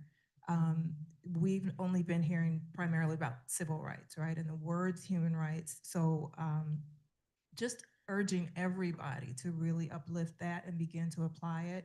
We've heard through testimony that other folks, that the other side, if you will, is disregarding the law.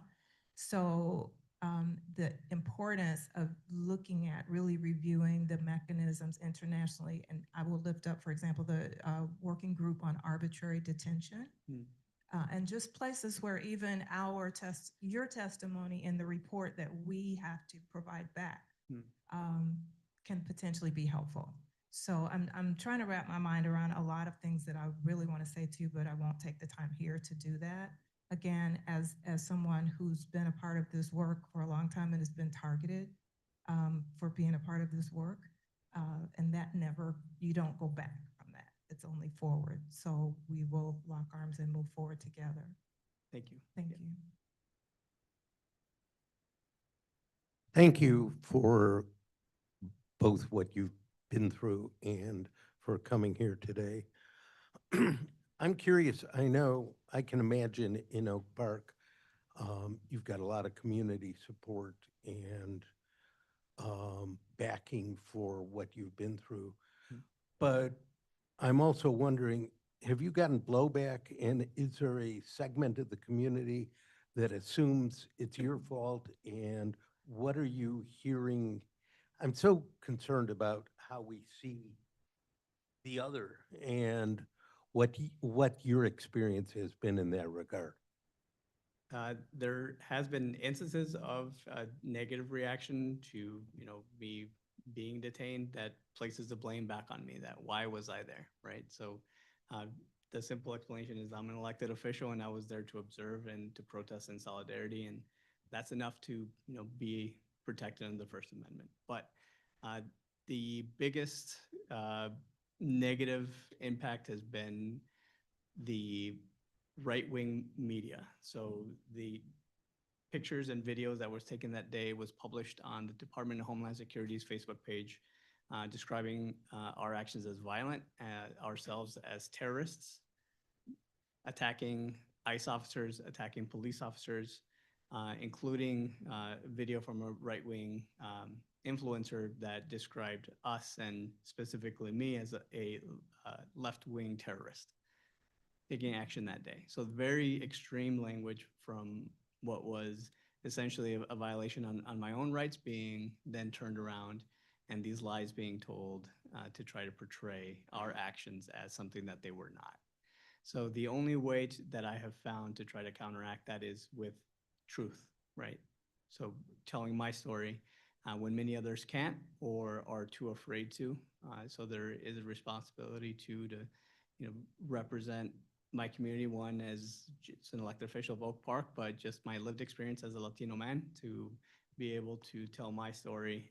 And even though I can't tell other stories, at least let folks know that, they can tell their own stories. There will be, unfortunately, negative reactions at times, and I've heard some of them personally, but that doesn't negate the truth. So as long as the truth is told, that feels like enough.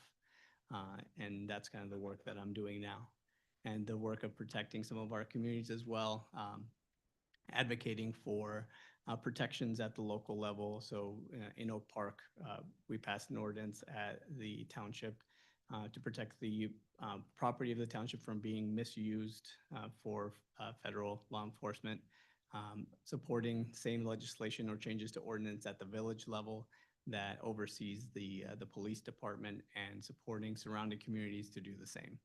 So we're trying to continue that work. Thank you. I have a question. Okay, I just want to jump in really fast, and then I'll pass it to you. And then was the question down here? Okay, so we'll end with you two. Okay. My question is, I know that, and forgive me if I missed this in your testimony, there's the nickname of the Oak Park 6 or Oak Park 9. Yes, the Broadview 6, one of them is a village trustee, Brian Straw, who's now being federally indicted on charges politically motivated, along with 5 others. Yes. So they're now having to defend themselves against those federal cases. And, I've shown my support for Brian, and, it's going to be a long journey just to be able to, unless they drop those charges, it's going to be a long journey.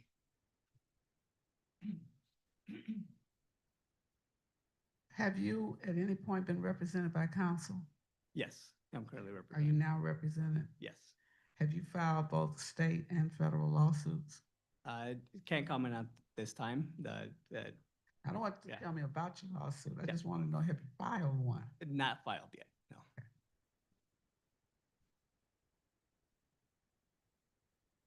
Thank you for your testimony. Really appreciate it. You know, congressional officials, other elected officials have been denied access to any of these detention facilities to be able to observe. And you are in a position at least to share 3 hours of experience.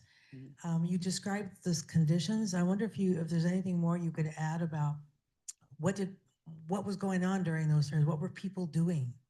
And if you have any insights or speculations on experiences of those who maybe are detained for longer, because it's so secretive. Nobody's able to get access to find out sort of what the details are, what's happening inside those facilities. Right. Yeah, and I did submit a declaration that helped address some of what was happening at the facility that is no longer happening. So I was there for 8 hours inside the cell, and really it was about the conditions that they kind of allowed to happen, and not providing enough resources for if you were being held in a county jail, you have an access to a shower, hygiene products, you're able to sleep on a bed. You're able to do none of those at the detention facility. So while we were there, the cells themselves are fairly bare. They have seating that you can sit on and uncomfortably lay on. But the conditions of the sanitary conditions were the worst, right? They had not cleaned those facilities in multiple days, maybe weeks. The trash cans were half filled, including the trash can by the open toilet that offered very little privacy, that was overflowing with used tissue paper.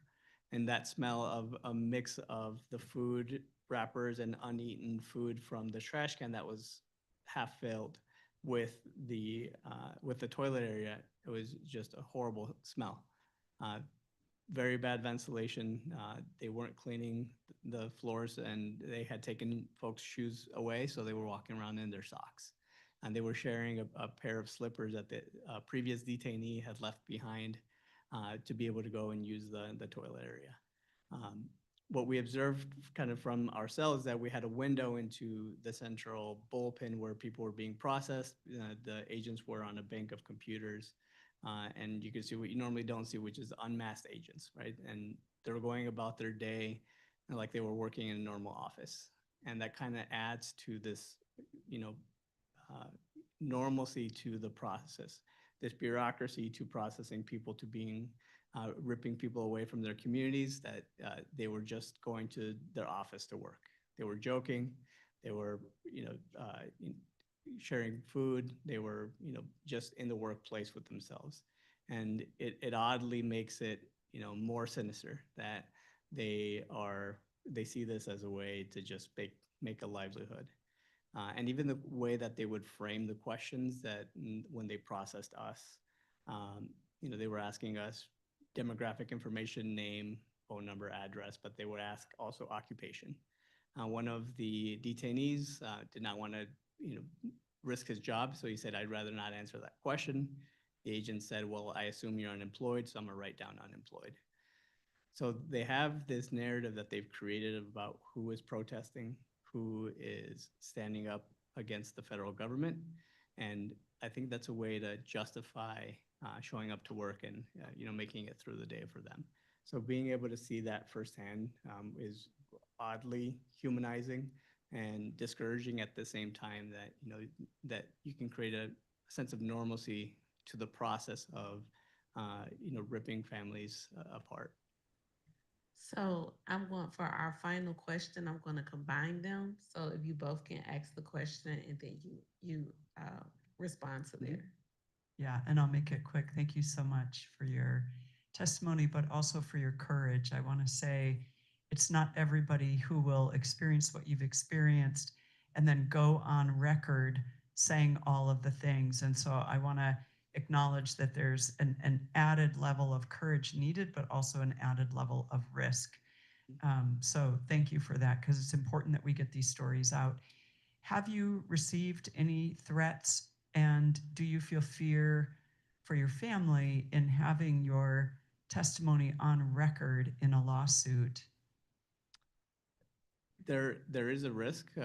One, there's a couple of factors. One is the community that we live in, Oak Park, is very supportive, which is wonderful. And two is that my position, even though I'm newly elected, I was elected in April and detained in October, but there is a sense of responsibility for the position that I hold. So that is two motivations, but I do see the risk, and I do feel some of the fear, we might call it paranoia, when there were ICE agents that were driving around the Oak Park neighborhood in a white van with blacked out windows.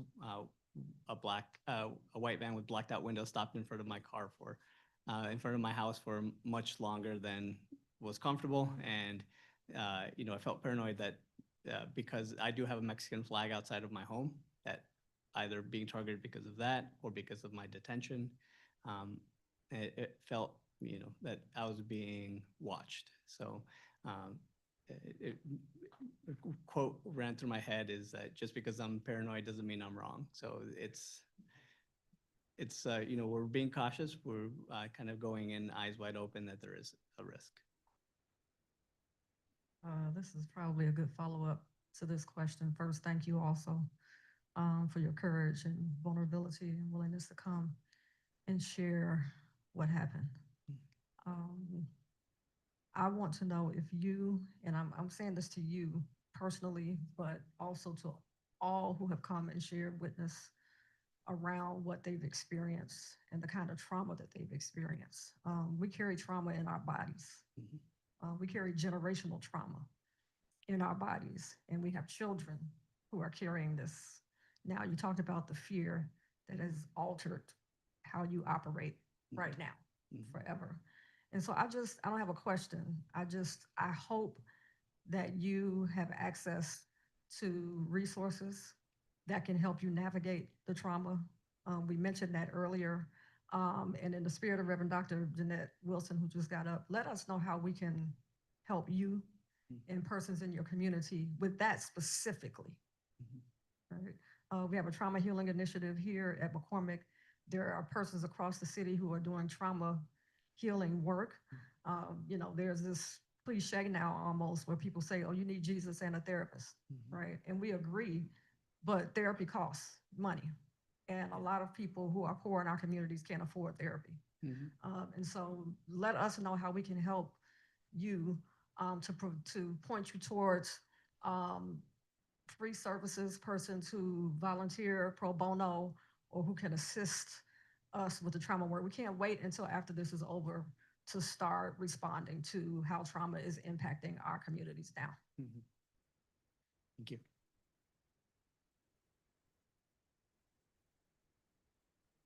Juan, I want to personally thank you for coming. We met because I read an article about you, and you were so gracious to talk and to agree to present your narrative. I want our record to reflect the fact that it's clear there's a lot we need to do to delve into lessons learned from genocide studies. The steps of ostracism, demonization, separation, divide and conquer are before our eyes. And you have testified for us in ways that compel us to at least look back in terms of a Sankofa methodology to understand what has happened with other people in other contexts, to understand what is happening right now so that we can create a different future than what those who are in control have for our futures to be. And so, thank you. No, of course, thank you, Thank you Dr. for your courage. No, and thank you all for the time, and I know the work that's ahead of you all, so thank you as well.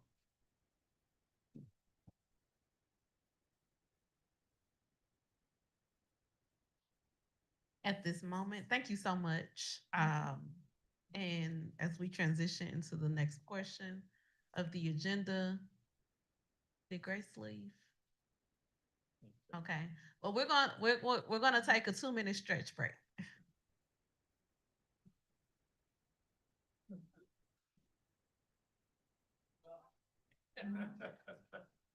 I like the spiritual break. That was good. Spiritual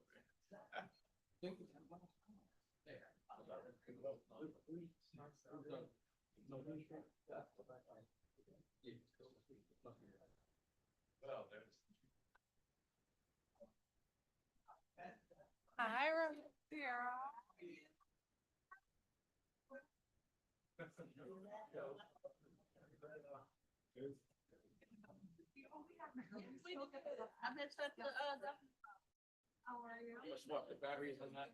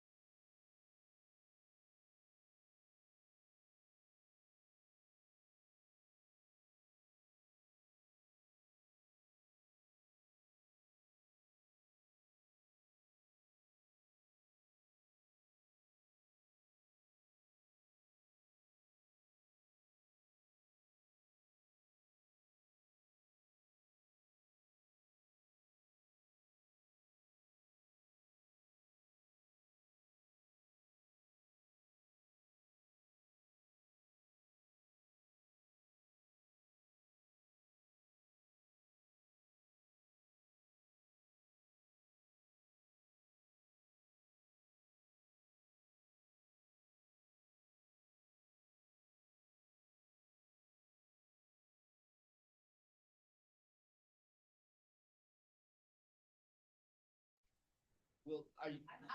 Okay, thank you. Zoom later on? Yeah, I know they are. I'll double check. Okay. Okay,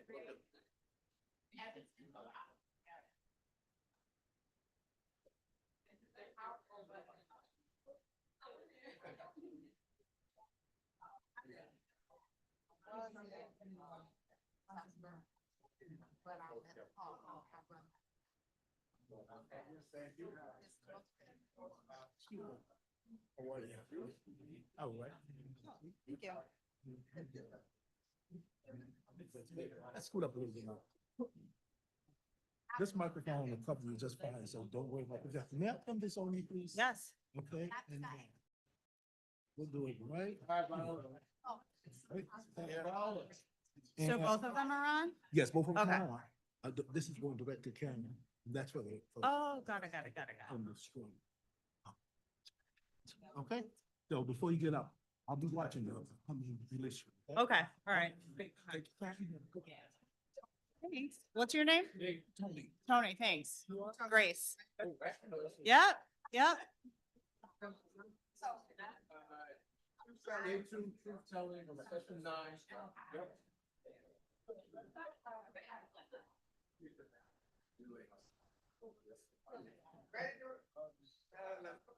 Ready to roll the report? Quiet on the set, seats, places.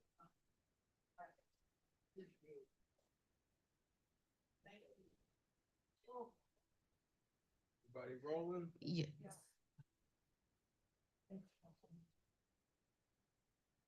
Take a step to your right. 9. Truth telling, Say the words first and then clap loud. truth telling, session 9, day 2. Good afternoon. We welcome Deputy Governor Grace Ho for her testimony. You may begin. Thank you, Reverend Sierra. Good afternoon, members of the commission. It's a pleasure to be here. My name is Grace Ho, and I am the Deputy Governor for Health and Human Services in the Office of Governor J.B. Pritzker. I was formerly the Secretary of the Illinois Department of Human Services up until about a little bit over 2.5 years ago.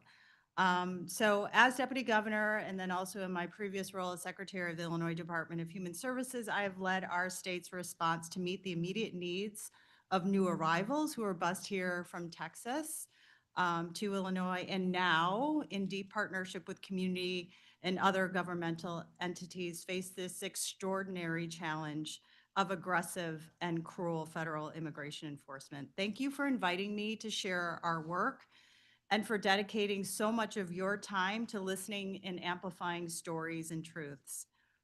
I began my career as in the social services field as a provider and an advocate for immigrant and refugee communities and rights here in Chicago many, many years ago. And I've also had the opportunity to learn and participate in truth and racial healing with some of you here when I was at Woods Fund Chicago, the foundation that served as the initial anchor organization for the national effort around truth, racial healing, and transformation. I understand the power of story and how it can unite us. Illinois has a strong history of being a welcoming state, fueled by community leaders united in their fight for resources and policies that support immigrant integration into our communities, knowing that this was the compassionate and economically prudent thing to do. We are home to over 1.8 million immigrants. 1 in 7 of us Illinoisans are immigrants. Further, another almost 1 million Illinois children are being raised by an immigrant parent, myself included, although maybe I'm already raised, not sure. We know that there is an overrepresentation of immigrants in key workforce sectors, billions grossed annually across federal, state, and local tax revenue, and all the unspoken ways that make us stronger and more vibrant. One of the first actions that Governor J.B. Pritzker took was to resource funding back in 2019 to reactivate our Illinois welcoming centers all across the state. Our administration, with the support from the Illinois General Assembly, has increased its resources in immigrant groups and sought to restore connections and partnerships with community and faith-based organizations. And state policies, including the Trust Act, the Way Forward Act, the Safe Schools for All Act, and most recently, the governor signed House Bill 1312 into law, an omnibus bill that advances several key policies to protect immigrants from unjust federal actions. This legislation enshrines protections for immigrant families in Illinois, including requiring planning for law enforcement activity in sensitive locations like daycares and hospitals, and providing a pathway to legal recourse for Illinois residents who have experienced violations of the Illinois or U.S. Constitution during enforcement actions. Between the months of September and October, our state and city experienced immigration enforcement action that was unprecedented in scale, violence, and chaos. It has been reported that out of the 3,400 arrests made by ICE in Chicago last year, of those people who were detained, only 3% were violent criminals. Childcare workers going to work, parents dropping their children off at school, college students, construction workers, landscapers, and on and on. Time and time again, we saw and experienced this terror and disregard for human dignity. Attempts to gain any semblance of accountability or explanations from the federal government have been routinely met with lies and denial. It is incumbent on us as individuals and institutions of influence to uplift the voices of communities and document the truth in the face of this blatant dishonesty, and I commend the work of the HART Commission in doing just that. Across government, nonprofits, faith, business, philanthropy, and community, we in Illinois have shown that our welcoming values are worth fighting for. Recognizing that there are a variety of ways that Illinois serves immigrant communities, I'm going to focus on the state's preparation and response to Operation Midway Blitz, and I want to highlight 6 specific areas.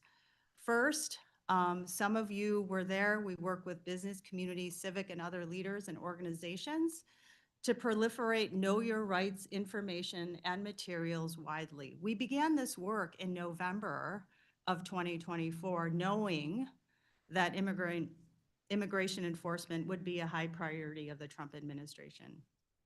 Little did we know how cruel and unusual it would be. Number 2, we facilitated and invested in a comprehensive community response system. The Immigrant Family Access Hotline program is funded by the Illinois Department of Human Services and is supported by ICER and other community groups, including the Resurrection Project, NIJC, and others. We are one of the few states in the country to have a centralized statewide hotline connecting callers to legal, community, and family resources. A call into the statewide hotline triggers a series of response networks and resources that can be available for community members. Number 3, the state supported the expansion of legal services for immigrants and immigrant communities. The Department of Human Services funds the Access to Justice program as well as the Immigrant Legal Support Program. Number 4, I understand that Attorney General Raul was here yesterday and testified. We work very closely in collaboration with his office that has fueled a lot of the litigation to reduce some of the harm that has been bestowed by many of our community members. And number 5, in the same spirit as HART, and hopefully one day accountability, Governor Pritzker signed an executive order on October 23rd of last year that launched the Illinois Accountability Commission, a body designed to, number 1, create a public record of the conduct of federal agents during Operation Midway Blitz and the Trump administration's military-style operations throughout the Chicagoland area. Number 2, examine the impact of that conduct on individuals and communities. And number 3, consider policy recommendations to prevent future harm to these individuals and communities. The commission had its first hearing in December, will issue its interim report at the end of this month, next week, and have several additional hearings before the issuance of its final report at the end of April. The commission launched the information submission interest form this past Friday that is available for members of the public and other individuals who would like to provide information to the Illinois Accountability Commission in a safe way. For those individuals who are interested in submitting information potentially to the IAC, visit www.ilac.illinois.gov. Like you, we hope and believe that there will one day be people and leaders of good faith at the federal level that will take this work and hold people accountable for their misdeeds. Finally, I wanted to share most recently, as reported in some news outlets today and last night, our Illinois Department of Human Rights is initiating an investigation into reports that building owners and management of the South Shore apartment buildings violated the state's Human Rights Act. Yesterday, the Illinois Department of Human Rights filed a formal housing discrimination charge against the owners and managers of the building, targeted in the widely publicized raid by federal agents on September 30th. So many of us saw those images. The department will investigate allegations that the building owner and management tipped federal officials about the presence of Venezuelan immigrants in the building to intimidate and coerce the building's Black and Hispanic tenants into leaving the building. It's important to note that the filing of a charge actually begins the formal investigation by the Illinois Department of Human Rights. If they find substantial evidence of discrimination and the matter cannot be settled or conciliated, the Department of Human Rights can file a complaint with the Illinois Human Rights Commission on behalf of all tenants and people residing in the building at the time of the raid. In closing, I want to emphasize that what we do, everything that we do in partnership with community and faith-based leaders. Having dedicated my whole career in public service, whether in social services, nonprofit, philanthropy, I believe that anything that we do, we have to do together in order to confront the issues that we are facing right now. Under the leadership of our governor, I am truly, genuinely proud of our response, and I recognize that our true strength is our unity with community. These have been really challenging times. I don't have to tell you that. And what we see now happening in Minnesota is truly heartbreaking. Even as our hearts have broken for the individuals here in our community, we are fearful of what is yet to come back again. Like you, we need to do more than lament. We need to call out the injustices and the cruelty and do all in our power to protect human and civil rights. Thank you.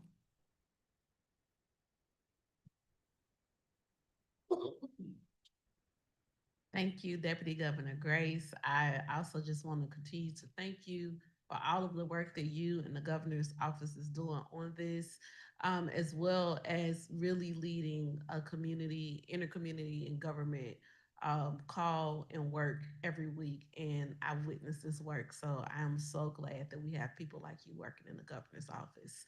With that being said, I want to open this up to the commission for questions. Yes. Thank you for being here, Deputy Governor. And obviously, the governor and your office deserve a lot of credit for the steps that are being taken. One of the most moving moments we, as a Truth Commission, had in the past 2 days was hearing the testimony of a woman who is a resident of the South Shore apartment. And describing her 8-year-old nephew who will be forever traumatized by what he saw that night. And it left the question among members of this commission, I'm sure, about what the state might do for emergency funding for long-term trauma care for all of the people across the city and state who are suffering abuses. So I would really love to review their testimony. and potentially connect them with the Department of Human Rights. I would say that one of the strategies that we have yet to, I would say, fully fund or fully figure out is how do we provide mental health and behavioral health supports for individuals who have been traumatized. I think we have a very strong Department of Human Services that houses the Division of Behavioral Health and Recovery. And one of the things that we've been discussing with them and philanthropy is what would a broad kind of far-reaching healing process look like. There's been so much fallout with individuals who have been impacted all across the region. And so I think one of the things that I would say again and again is that we would want to lean on our community-based organizations to help us identify those individuals who need to be connected to care. We work really closely with the Illinois Family Resource Program, IFRP, as well as the welcoming centers who have, I think, readily connections to other mental health services, but of course, it's not at the scale that it needs to be. The issue is money as much as anything. I would say money as well as workforce capacity. We also need folks to be connected to culturally and linguistically appropriate services as well. So I think absolutely money is a part of the equation. I think the governor and his office you all have really stepped up in this crisis. I'm wondering, can we use the Illinois Crime Victims Compensation Act for victims who are suffering from these crimes? We gotta name it. It's an Illinois crime if they don't want to call it federal. And that way you get all of the resources. You get relocation, you get money for health care, medical care. If they can take advantage of that, I think that's something we need to look at. And secondly, I'm wondering how do you communicate what you are doing in a broader way? I know maybe it's a newsletter, maybe it's a 5-minute or 3-minute commercial that goes into social media that we also send out, because you're doing a lot of stuff that most people, if they're not in this little group, don't know about. What do you think? So on the first issue, I think that's a good idea. We'll look in to see whether there are opportunities for restitution or reparation in some form. And number two, I think I'm always so busy doing, I don't concentrate enough on communicating. And of course, the best spokesperson we have is our governor, and he tries to get out and communicate what we're doing as much as possible. And I think to Reverend Sierra's point, we do meet 2 times a week with the community leader organizations as well as faith leaders to communicate what we're doing in that way. But I actually welcome ideas. I like the newsletter idea if people think that it would be valuable to do. We're trying to post more information on the Illinois Accountability Commission website. Maybe that's a place for it to happen. But I think, thank you for your appreciation, and we'll give it some really good thought as to how to share what we're doing more broadly.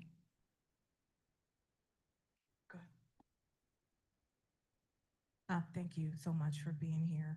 Again, echoing what my esteemed colleagues have shared. I wanted to uplift something that Commissioner Reverend Dr. Otis Moss III said, I think yesterday, which is that we have an algorithm problem, right? There's so much propaganda. And so as we think about not only using the traditional communications means, general populace and our youth need to see in the places that they are paying attention. So that makes me wonder if there is space for, a cadre of young folks. I think about the, former street law corps of directly impacted people who were helpful in putting together some of the original Know Your Rights work with volunteer lawyers and so forth, with First Defense Legal Aid. that has allowed, I think, a quicker start to the expanded Know Your Rights Now that's been modified, that's been used by National Lawyers Guild and so many others. We're building as well for the next onslaught, right? Mhm.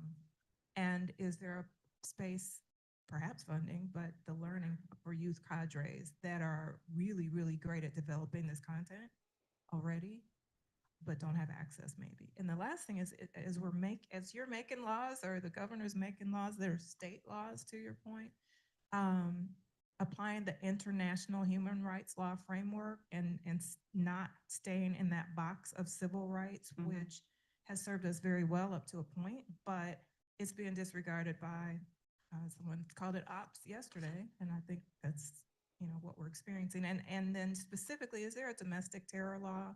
I think there's not in the U.S. federally. At least there wasn't the last time we looked with ICRM, and that's what we're hearing that we're experiencing. So, thank you.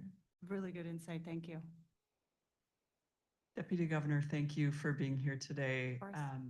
And I want to, so much is happening and obviously so many good things. I was really encouraged to hear that, that now an investigation is going to happen into the management and owners of the South Shore building, because we were just meeting with them after the testimony this morning about them needing legal representation to bring a case against the agents who terrorize them.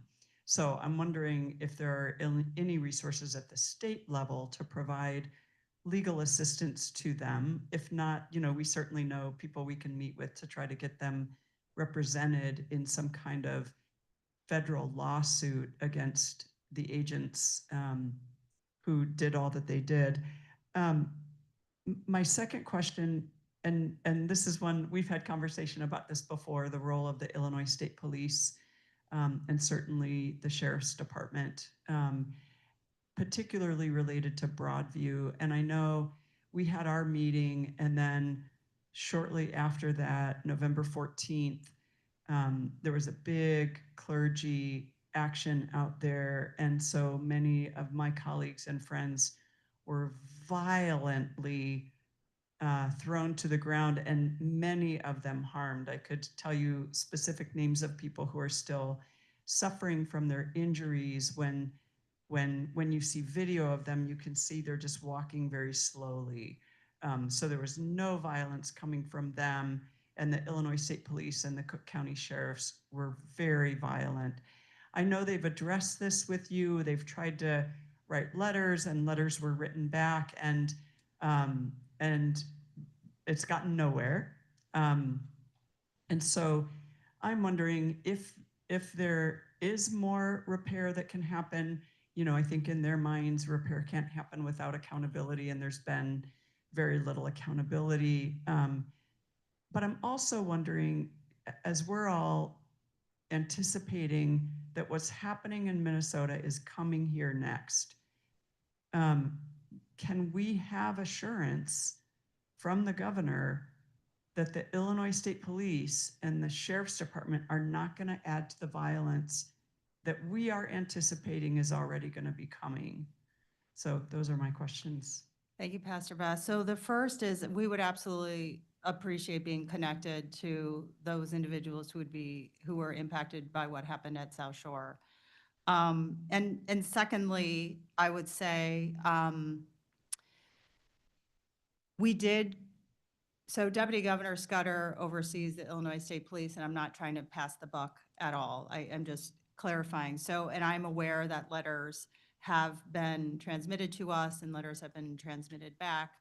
And I am also aware, and we sent correspondence to community members around recent changes that had been made at Broadview related to the protest area, as well as the Jersey barriers being taken down.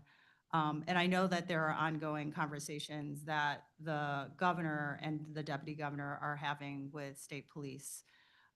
As you mentioned, it is a unified command, so it includes the Broadview Police with the Cook County Sheriff's Office and the Illinois State Police. I think in terms of, I think you asked for assurance. I think that is the goal. I can say with 100% certainty that the goal of our office is to reduce violence and to not be a part of it. And so what I can't sit here today and say is what exactly that looks like. And, you know, as I said in my remarks, I don't think any big thorny problems can be resolved with one sector, whether they're government or community or faith and business. So we welcome the opportunity to figure this piece out together. I explained to you and others the complicated dynamics of even having law enforcement at Broadview. That was a really difficult decision and calculus that was made as it relates to the larger issue around National Guard activation. So what I hope is that we remain united and that there is trust that we are trying to protect people to the greatest extent possible. And I really feel terribly about what happened to your colleagues, Pastor Beth. And I want to do what I can in my role to support it. But I do know that it is a top priority, and we haven't found the magic sauce yet. I'm going to try to be quick because I know we're getting close. But first of all, Deputy Governor, it's amazing having you. For those of us who worked with you for so many years and have been in many of those organizing spaces with you long before you were in public service, know that you get it, and you've brought that sensibility to organizing. And I think in that spirit, I'm going to just talk to you still as an organizer, and follow up on Reverend Beth's point is, and you know, part of that work that the deputy governor left was about the framework of human rights and racial reconciliation that you led when you were at Woods. I would say, I would really encourage you on that last point that if the state of Illinois and this governor continues to want to lead, and I think he has demonstrated extraordinary leadership, that when and where there's an opportunity to have the very transparent forms of reconciliation publicly, so that incidences of a harm, we don't come off as being hypocritical about these profound denunciations of what it looks like when ICE, and then we are making lots of complicated excuses for when it's happening locally with either state or county officials.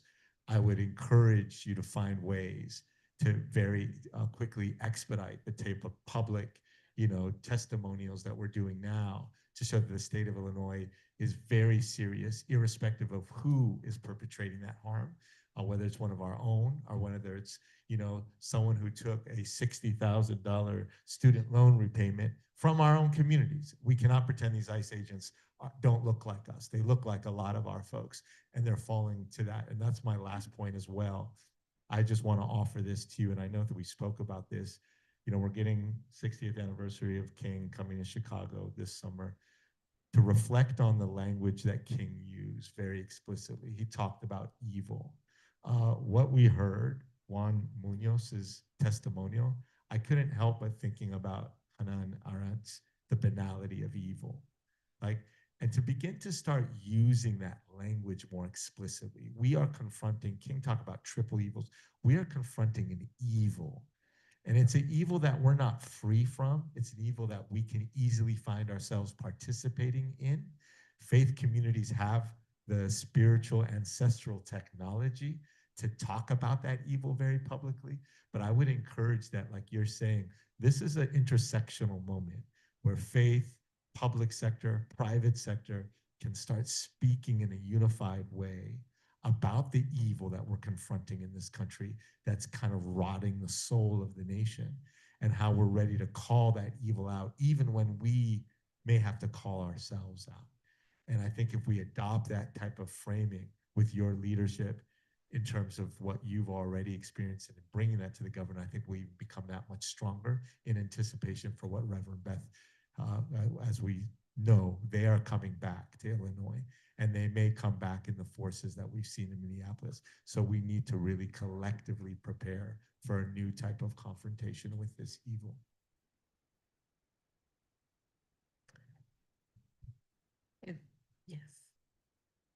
Thank you so much, Deputy Governor, for your comments and highlighting what the state of Illinois is doing in that.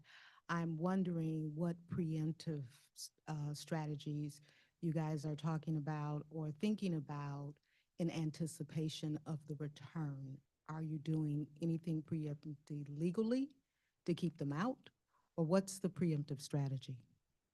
Well, so I think we're going to double down in working in partnership with community providers and faith leaders and organizations. We're going to be having a planning session to determine, to do a little reflection. I think we facilitated, I think, a really strong response with the hub and the hotline, as I shared with you. And thank goodness we had such a robust community infrastructure, as well as legal community who came together. I think that one of the things that I think all of us are thinking about is what does the scale look like? How do you scale up what has already existed and what do we need to do differently? And so I think the main thing that we're going to do is really examine what has happened, um, uh, do more of what worked and do less of what didn't, and do that planning with community. So, I guess I have the final question and we'll wrap up, unless the Queen Mother has final closing remarks. Um, I would like to, this is going to be weird, but I want to hear from Grace, the person, Grace, who had the lens of working from government. How are you feeling about the collapse of our government in this moment?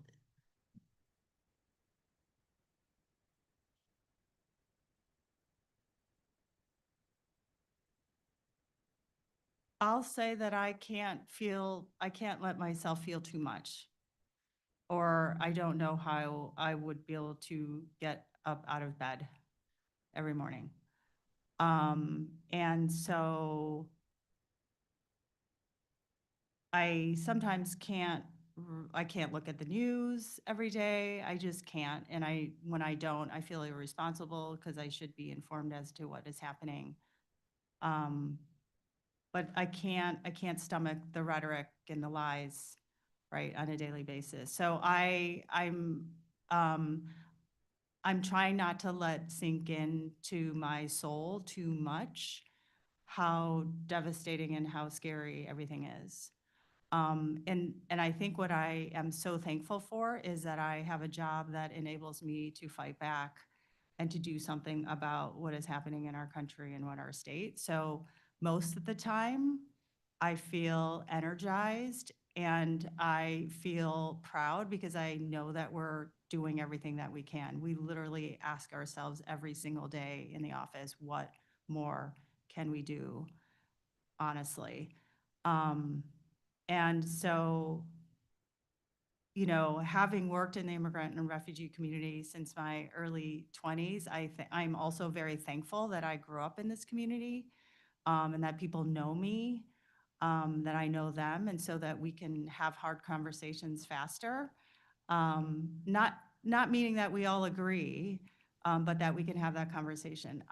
This is my home and my place, and I've dedicated my whole career to lifting up immigrant and refugee communities and doing human services. So I mean, part of me feels like everything that we've built is like kind of crumbling, but I know that the bedrock that we built, right, is strong. And where would we be if we together had not built that bedrock already? So most of the time I feel inspired. Sometimes I feel super sad. I really I can't let myself believe what is happening. And so I just had to keep putting one foot in front of the other and be inspired and have ideas from folks like you. And the governor asks us every day, what more can we do? So, you know, we try things like we're trying with the Illinois Department of Human Rights. We created this commission that is, you know, the only one of its kind across the country. We stood up this portal. We're MacGyvering it. I would say. So, but I appreciate you asking. It's hard, but thankfully I can put my energy into trying to make things better.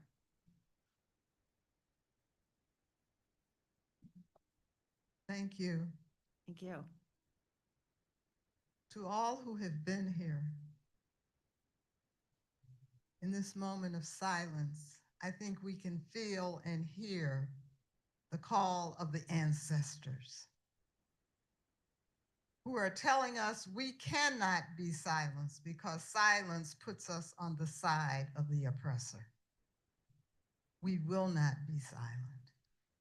And so as we come to a close, this is a new beginning of new partnerships, of new commitments, of new accountabilities, of new covenants that represent the moral agency of this community that can center itself to be a part of the moral agency for the transformation of the world.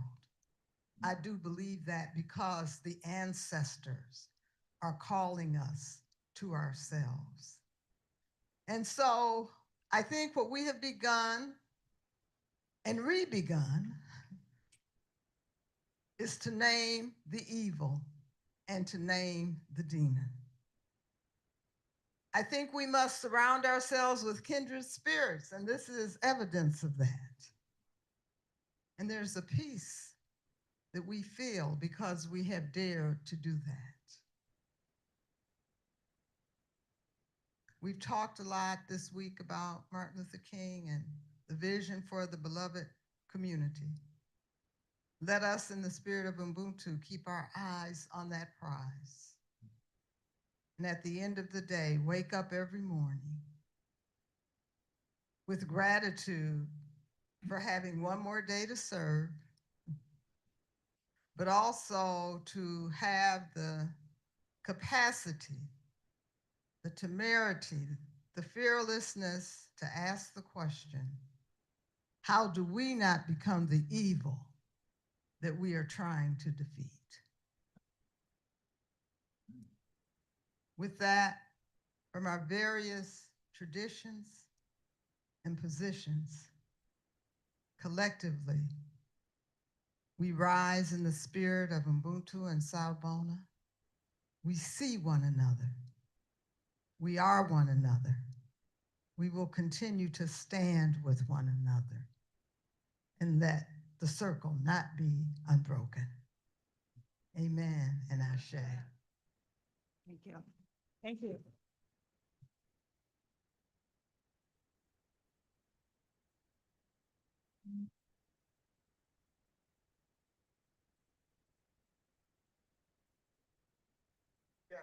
Thanks, Tony. Oh, thank you. God bless you. Uh-huh. Thanks, you both. Thank you.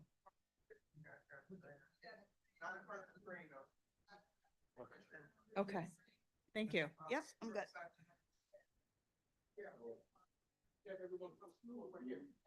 Martha. I work with my information. The dress is beautiful.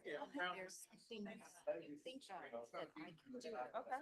I work with U of I Extension, doing civic engagement, public policy, presidents of colleges.